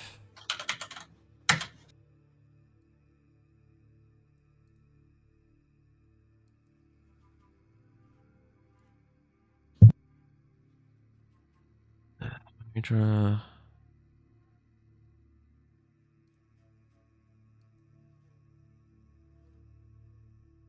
Green potion and superior, right? Yeah. Okay. Yeah. Cool. Right, you got all those. When it comes to rings, I mean the vine ring could be useful, but not necessarily that important for Jade.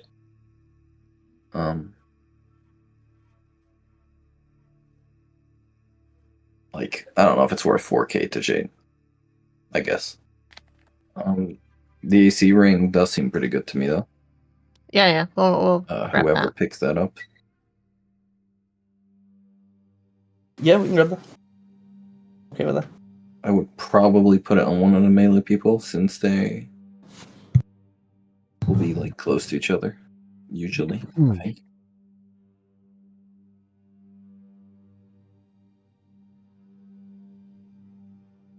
So yeah, I think we're picking up the AC ring, Scott. Cool. Yeah. So that's 4,000 gold for that ring. I don't suppose we can do some haggling on that one. No, that's set. Yeah, Gotcha. that's that.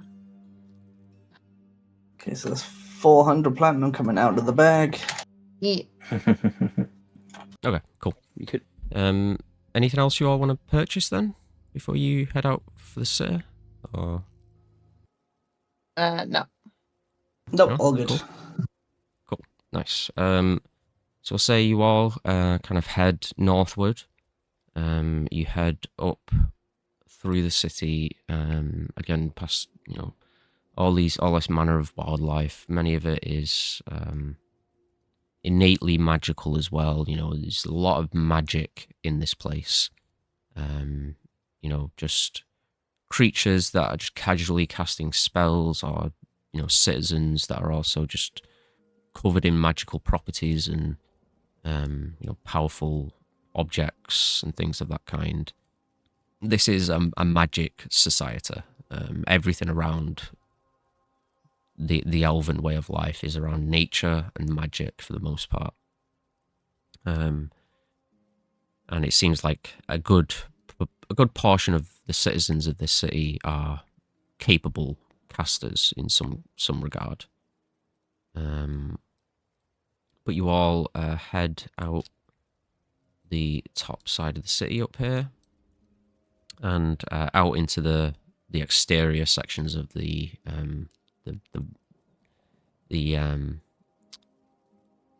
exterior sections of the city in general. Smaller pockets like little villages and things that you move through, farmland, and even a few druid groves that you pass, Jade. Although it's not like you can just look at something and say, okay, that's a druid grove. No one can really do that, but you as a druid can kind of sense its purpose. Like the coalescing of nature magic in one spot, it pops up on your radar almost. So even though it might just look like a general, open area of a glade of trees or whatever, you can sense that stockpile of natural magic. You also see various druids just tending to wildlife and to plant life all throughout. Seems like there are a lot of your kind here, druids in particular. Cool. But you start heading northward, and you start essentially taking this long journey up towards Shademoor. And as you you go through a couple of days' travel, and no, sorry, no. Before we left, I Yeah. was waiting for this because I assumed there would be a period of time where I copied this spell into my book. Oh, sure, So- yeah. I imagined you did that quite quickly. But yeah, I'll add that for you now, dude. What was the name of the fellow in the Chain Coast that our handler? Oh, Seeing F. the group. Something with F. Please. F. Please Yeah, wait. Fleece. No, Yeah. no. Wait, that one, or did you mean the one that betrayed us? No, a handler from the Guild of Fame, I think you. Oh yeah, that's Fleece. Yeah. it's Wait, Fleece. what? Hold on. You just confused the fuck out of me. Are you talking about the Guild of Fame person, or Yes, the one of that course. betrayed us? Oh, okay. Yeah. So Fleece is your handler at the guild. Not Alistair. Alistair's Please. the No, leader. Alistair's the guild leader. Yeah. Fleece is the guy who sent us on the shitty he- jump. He's the goblin. Never mind. Who are you thinking of, dude? I was thinking of Alistair. Yeah, sure. Yeah. You Yeah. wanna message he's the Alistair? guild leader. Sure. Yeah. Yeah. Yeah. Go ahead. So the way sending works, if you want to try it, How does it work? you just speak for a minute, roughly. So you can do a pretty lengthy message if you wish. It's not like a certain number of words anymore. It's just you cast the spell over a minute. So Alright. Anything that you say while you cast the spell gets sent to him, and vice versa. All right, I'll Yep, cast go a ahead. spell. Cool. I'll say, Alistair, this is Vargas. There's been many changes in the past month or so. Many things have happened. We found ourselves being cast across the world and have found ourselves back in the Vale Wild. We are in Fane. I request that you come here to speak with us Otherwise, don't count on us from now on. If you come speak with us, then we can, discuss. But for the time being, we are on our own course. Please come. Okay. Yeah. You feel the message, sent through the casting of your magical tome. It goes up into the ether of magic and travels all the way through the world in an instant. A few moments go by, and then you hear a response in your mind. You hear Alisar's voice as he says, "Well, hello there, Vargas. Sorry to hear you ran into some trouble. We just seen your crawlers arrive this morning. We were planning on contacting you by the end of the day if we didn't hear anything. But yeah, I'm not sure how that happened, but I'm happy to have a representative come and meet you. How about Peyton?" And he says, "Feel free to get back to me anytime you need. I understand you're busy. Next time you got a bit of downtime, when you're back in the city or something, maybe we can send him over to you and get him back to relay anything else that you may need. But we'll be missing you. Hope you return soon. Best of luck. And your reward will be waiting for you when you do return." 60. Yeah. And that'll be the message that you receive.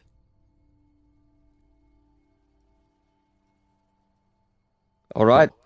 He's not coming to meet us, so let's move on. Yeah. You head northward for a few days' travel, and you come to you set up a campsite for the night. This is probably like your second day's travel, second night of camping out in the woods. You're all, I assume you're all taking watch as you do this and everything. Yeah. Cool. If everyone could make me a perception check, please. We'll wrap up in a minute.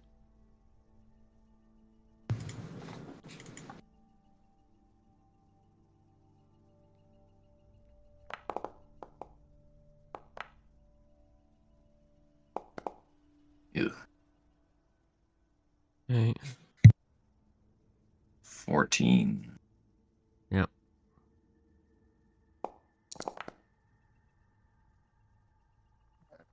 Oof. Bad rolls from Not everybody. great rolls. Sarah's Okay. going to add a d10 to the roll. 1 second.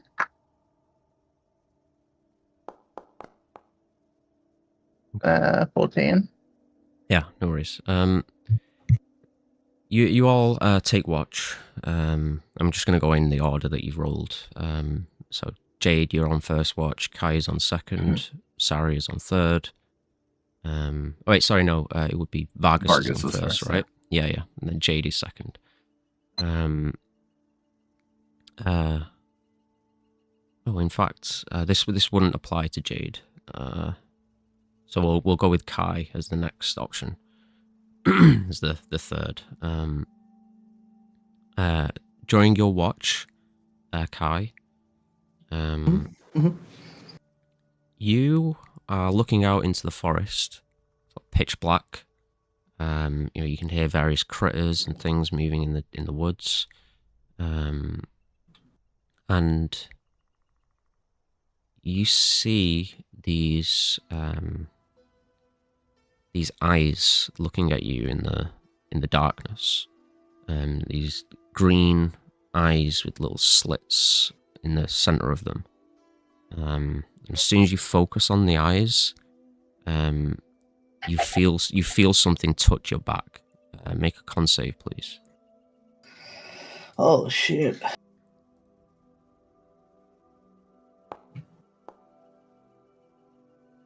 $13.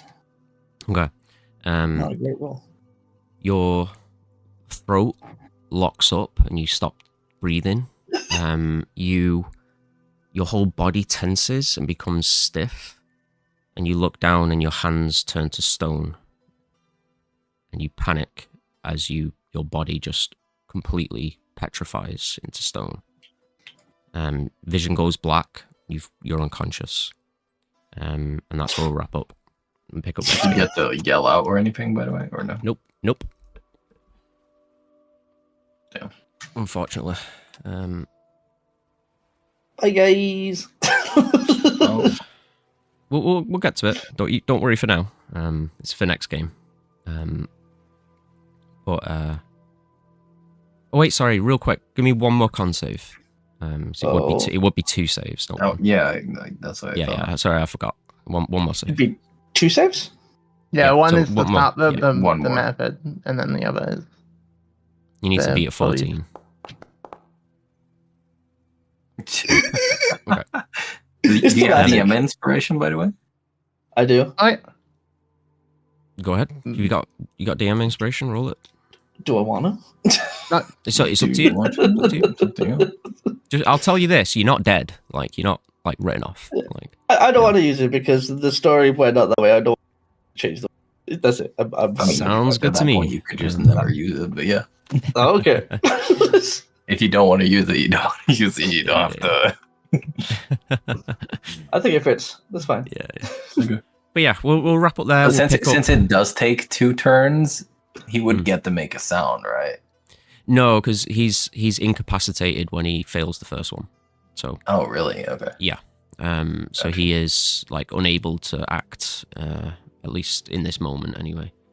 Plus, it's like a surprise to him. He doesn't know what's happening. It's the first time this would have happened to him. Yeah, but regardless, we'll see how this plays out next game, and yeah, it was fun. GG's. We will. That was great. I think we can probably play next week if everyone's good for it. could be. Should be. Let me check. I think so. Okay. Well, Yeah, if not, it's not an issue if we delay a week. So we'll see. Hopefully, if not, we'll wait. But yeah, that was fun. Thanks for playing, guys, and thanks to everyone watching. Appreciate it. Thank you. Hell yeah. Yeah. Check out the YouTube session. channel as always. Drop us a sub on there if you can. Always helps. And yeah, we'll see you all next time. Yeah, have a good one. Next week. Later. Have a good one. Bye. Bye. Bye. Take it easy.